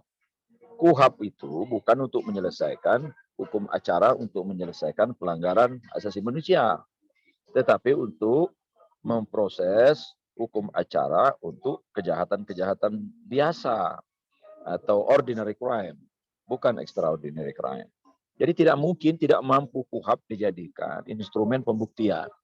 Karena bukti KUHP itu tidak bisa dipakai untuk membuktikan pelanggaran berat HAM. Jurisprudensi internasional, hakim kita nggak terikat, nggak pernah dipakai. Dulu dalam pengadilan Timur, pengadilan Tanjung Priok, beberapa hakim itu mengacu kepada jurisprudensi yang ada di Nuremberg Tribunal, Tokyo Tribunal gitu. Tapi nggak disetujui oleh majelis yang lain, sehingga di voting kalahlah 2 orang itu, dan keseluruhan pelakunya dinyatakan tidak bersalah, tidak terbukti melakukan pelanggaran berat hak asasi manusia. Lalu apa mekanisme yang tersedia?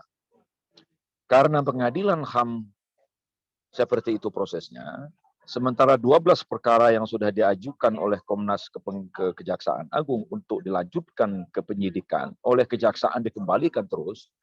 Nah, Kejaksaan itu cara pandangnya cara pandang KUHP.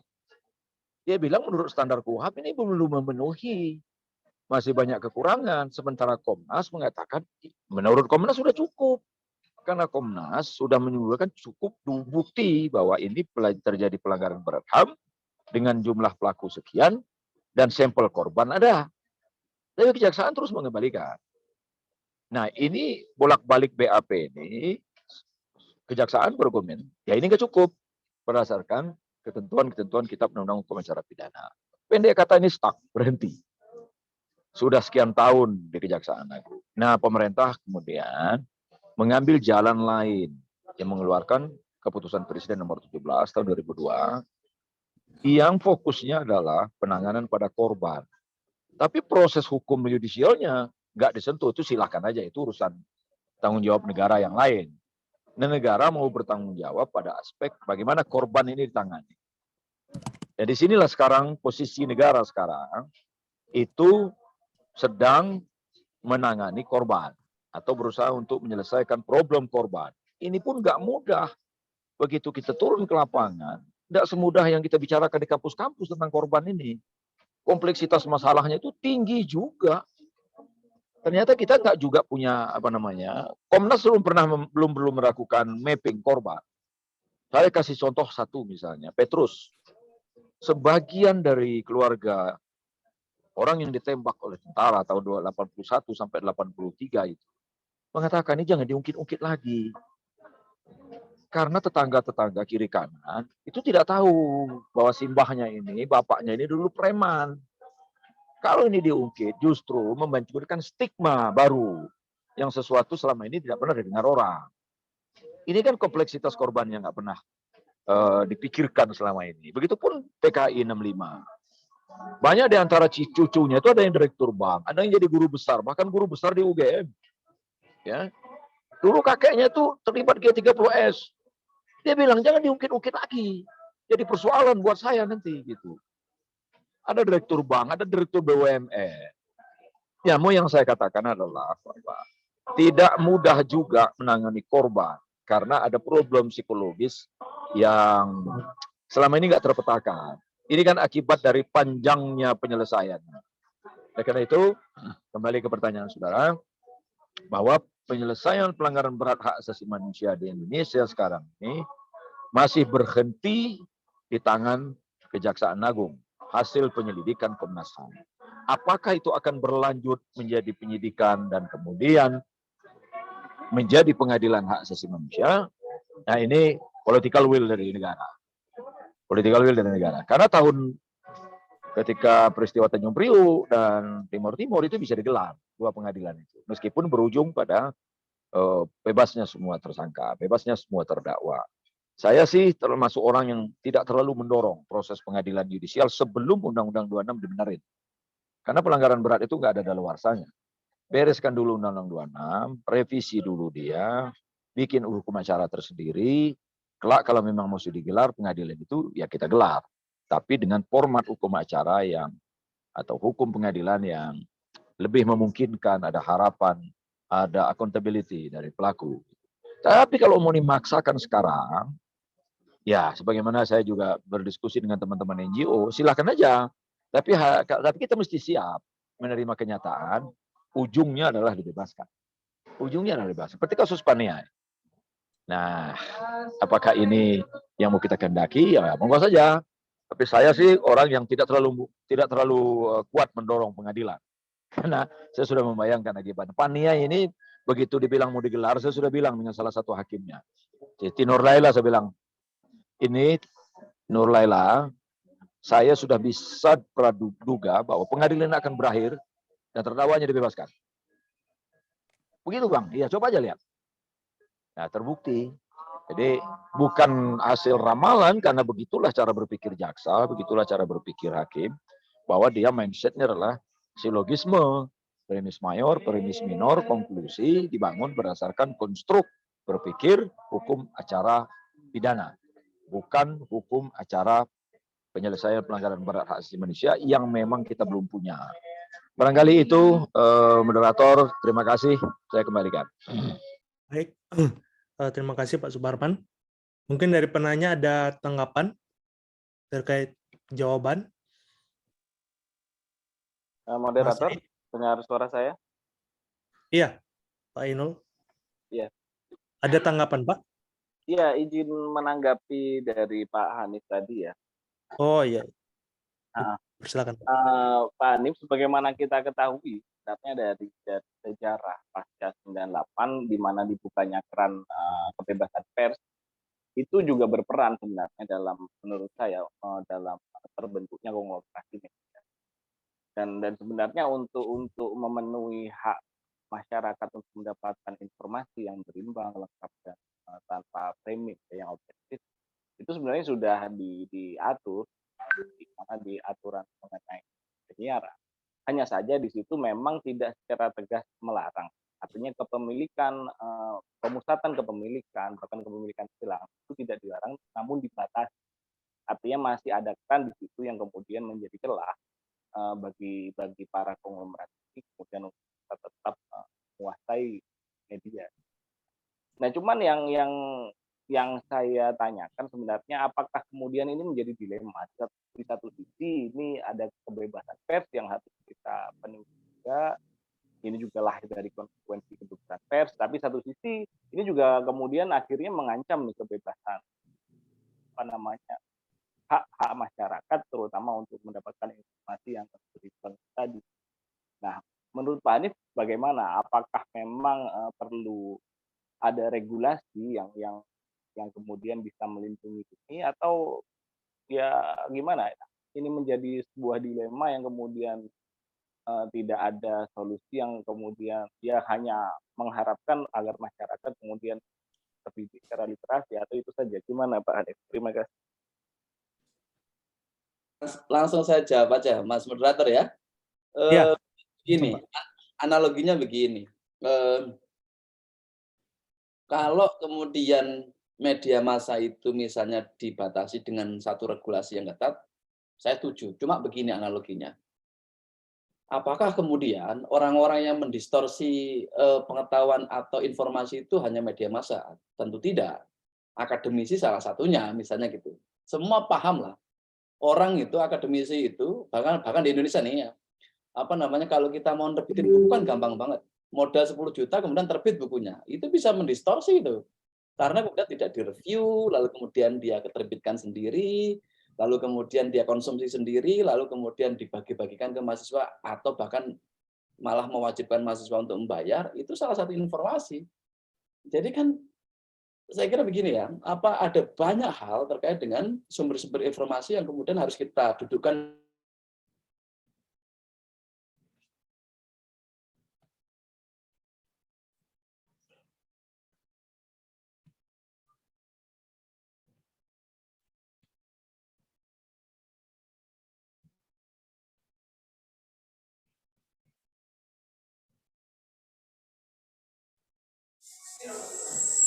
Tes. Tadi suaranya tidak ada. Tes. Halo, sorry. Halo Pak Alkanif. Ya, sorry. Tadi keputus kayaknya. Saya tahu betul bagaimana kemudian kolega-kolega saya itu, dan ini banyak banget di Indonesia. Jumlahnya saya yakin puluhan ribu akademisi yang kemudian mereka memproduksi sebuah pengetahuan, informasi yang kemudian menurut saya tidak layak. Apakah kemudian ini apa namanya, kalau kemudian saya misalnya akademisi menuntut media massa harus diatur secara ketat, padahal kami tidak, ya menurut saya ini satu jalan yang keliru. Saya tetap dalam posisi bahwa negara tidak boleh terlalu dalam mencampuri urusan terkait dengan kepemilikan media massa. Saya kira itu akan menjadi satu move sendiri yang itu akan sangat berbahaya terkait dengan peta jalan pengembangan demokrasi dan hak asasi manusia di Indonesia. Di mana-mana ada. Saya misalnya kalau di Indonesia tidak pernah nonton BBC yang menurut saya sudah bias. Saya selalu Channel 4 karena dia lebih independen gitu kan. Ini kan hal-hal kayak gini yang kemudian saya kira menjadi satu perhatian oleh pemerintah, bukan media massanya, tapi bagaimana kemudian masyarakat ini semakin paham mana sih kemudian informasi yang layak untuk kemudian kita konsumsi. Sekali lagi kemudian kalau kita mau atur ketat, oke, iya, tapi ingat bahwa sumber informasi tidak hanya media massa, ada banyak hal yang kemudian harus diatur oleh negara. Misalnya kemarin dunia Twitter ramai ketika kemudian Elon Musk memutuskan untuk mensuspend akun Twitter yang mengikuti dia, nguntit dia misalnya. Itu kan hal-hal Elon Musk saja bisa gitu ya. Dia seorang diri, apalagi negara. Itu kan ini sebenarnya istilahnya kalau dalam konteks bahasa Jawa itu kan muntup-muntup ya. Negara itu sudah benar-benar pengen nih. Ini gimana sih caranya? Tapi saya yakin sekali mereka masuk untuk mengintervensi informasi yang seperti ini, itu akan menjadi satu peluang besar untuk adanya pelanggaran terhadap akses informasi. Yang menurut saya diperlukan adalah jangan sampai ada internet shutdown lagi, itu penting. Dan jangan sampai kemudian negara atau pemerintah memonopoli informasi. Dulu zaman Orde Baru kan begitu. Semua itu kan kayak satu corongnya. Sekarang udah banyak sekali pilihannya. Saya kira itu. Kalau ini menjadi dilema, iya pasti. Dalam konteks di negara-negara berkembang dengan masyarakat yang tradisi literasinya kurang baik, ini menjadi satu menjadi satu tantangan tersendiri ya.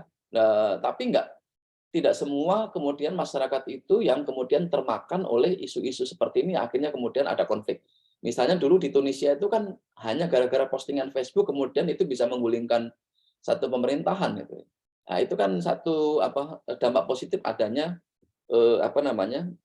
akses terhadap informasi, akses terhadap media, akses terhadap sumber-sumber informasi yang kemudian itu diberikan secara luas. Kalau misalnya terkait tadi misalnya ada pertanyaan, apakah kemudian tokoh agama itu berperan dalam misalnya mendistorsi atau mungkin pelanggaran hak asasi manusia?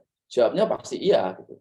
Ada teman di UGM yang mengatakan bahwa konflik sosial berbasis agama itu hanya menunggu waktu aja pemicunya, karena ini udah terasa banget gitu ya. Nah ini yang saya kira mungkin dikhawatirkan sama Ainul Yakin, kalau misalnya media massa terlalu dalam masuk ke isu-isu ini, akan sangat mungkin kemudian ada konflik sosial, iya, seperti di di kasus-kasus konflik sosial yang lain misalnya begitu. Tapi dulu sebenarnya ada satu rencana dari pemerintah yang bagus ya, tahun 2005 kalau nggak 2006 saya baca itu, ada satu peta jalan untuk mengintegrasikan tokoh-tokoh agama, tokoh-tokoh masyarakat untuk menjadi satu bagian dari upaya memajukan hak asasi manusia di Indonesia. Cuma nggak jalan. Kenapa? Karena kan tadi katanya Bang Parman, ya saya juga setuju kalau ketika kemudian di Indonesia itu masalah hak asasi manusia itu kan mayoritasnya bukan hukum, bukan konstitusi sebenarnya. Masyarakat malah nggak kenal tuh apa itu DUHAM, apa itu ICCPR. Bahkan mayoritas orang-orang yang selama ini itu melakukan persekusi itu mungkin mereka tidak pernah paham terkait dengan pasal 28 konstitusi itu.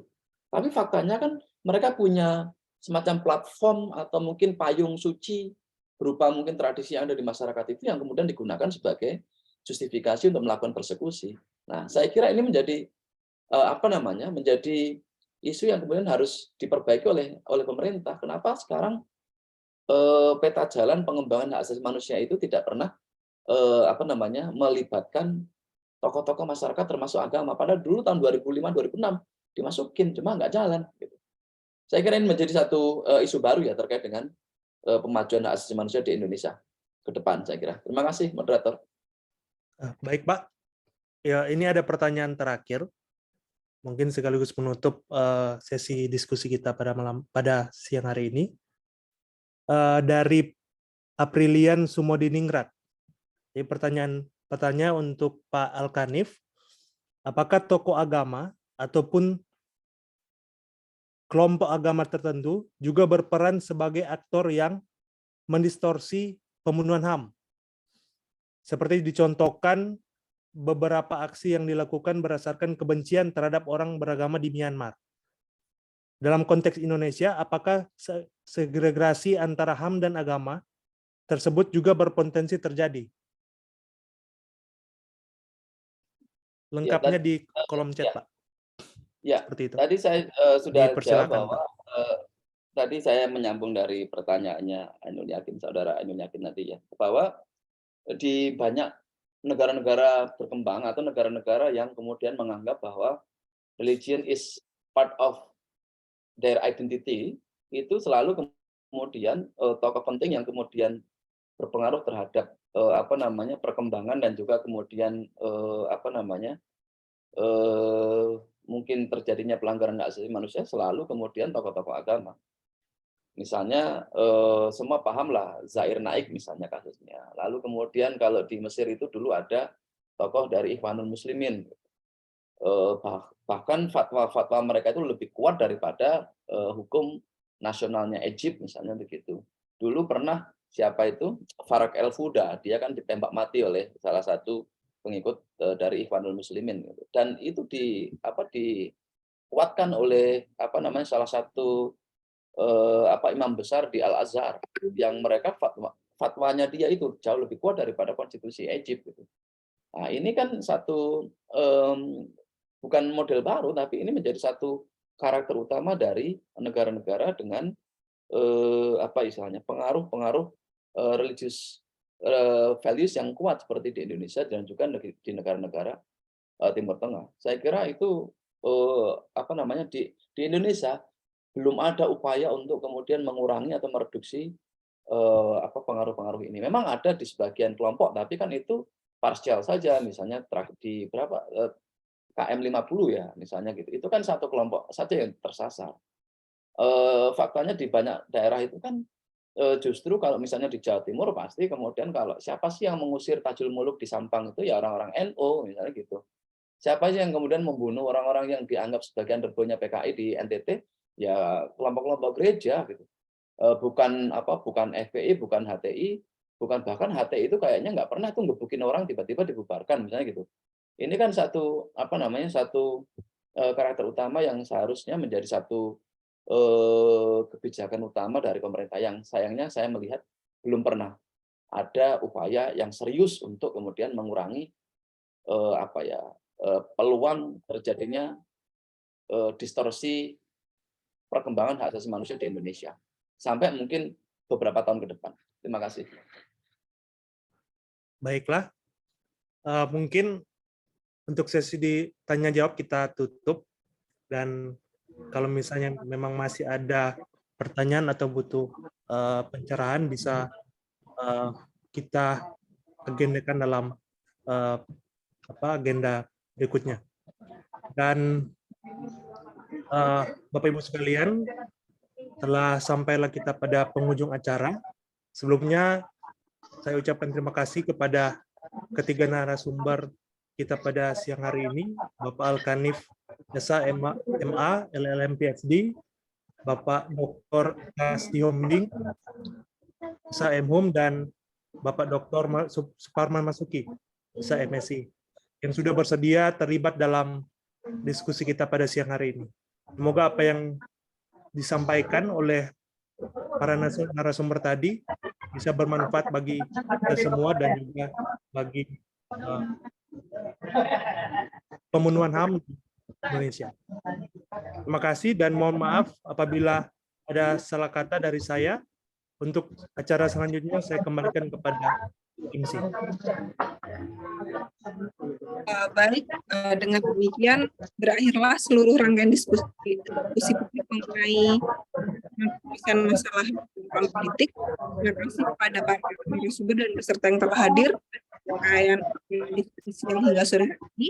Semoga kita bisa mengambil ilmu dari acara ini, dan sebelum mari kita adakan sesi foto bersama. Silakan teman-teman yang tidak ada kamera bisa on cam. Baik, saya mulai satu.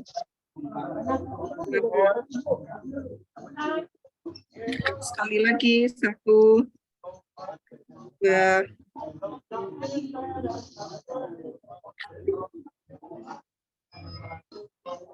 Baik, sekali lagi terima kasih, dan silakan follow akun MMH UGM dan FKK UGM untuk info diskusi dan kajian-kajian selanjutnya. Saya Nabila Aulia Rahma selaku Master of Ceremony pamit undur diri dan mohon maaf apabila ada salah kata dan perbuatan. Sekian, wassalamualaikum warahmatullahi wabarakatuh. Selamat sore. Waalaikumsalam warahmatullahi wabarakatuh. Waalaikumsalam warahmatullahi wabarakatuh. Yuk, sama-sama Mas Hanif. Terima kasih. Siap. Tapi di satu sisi punya kasihan yang lain.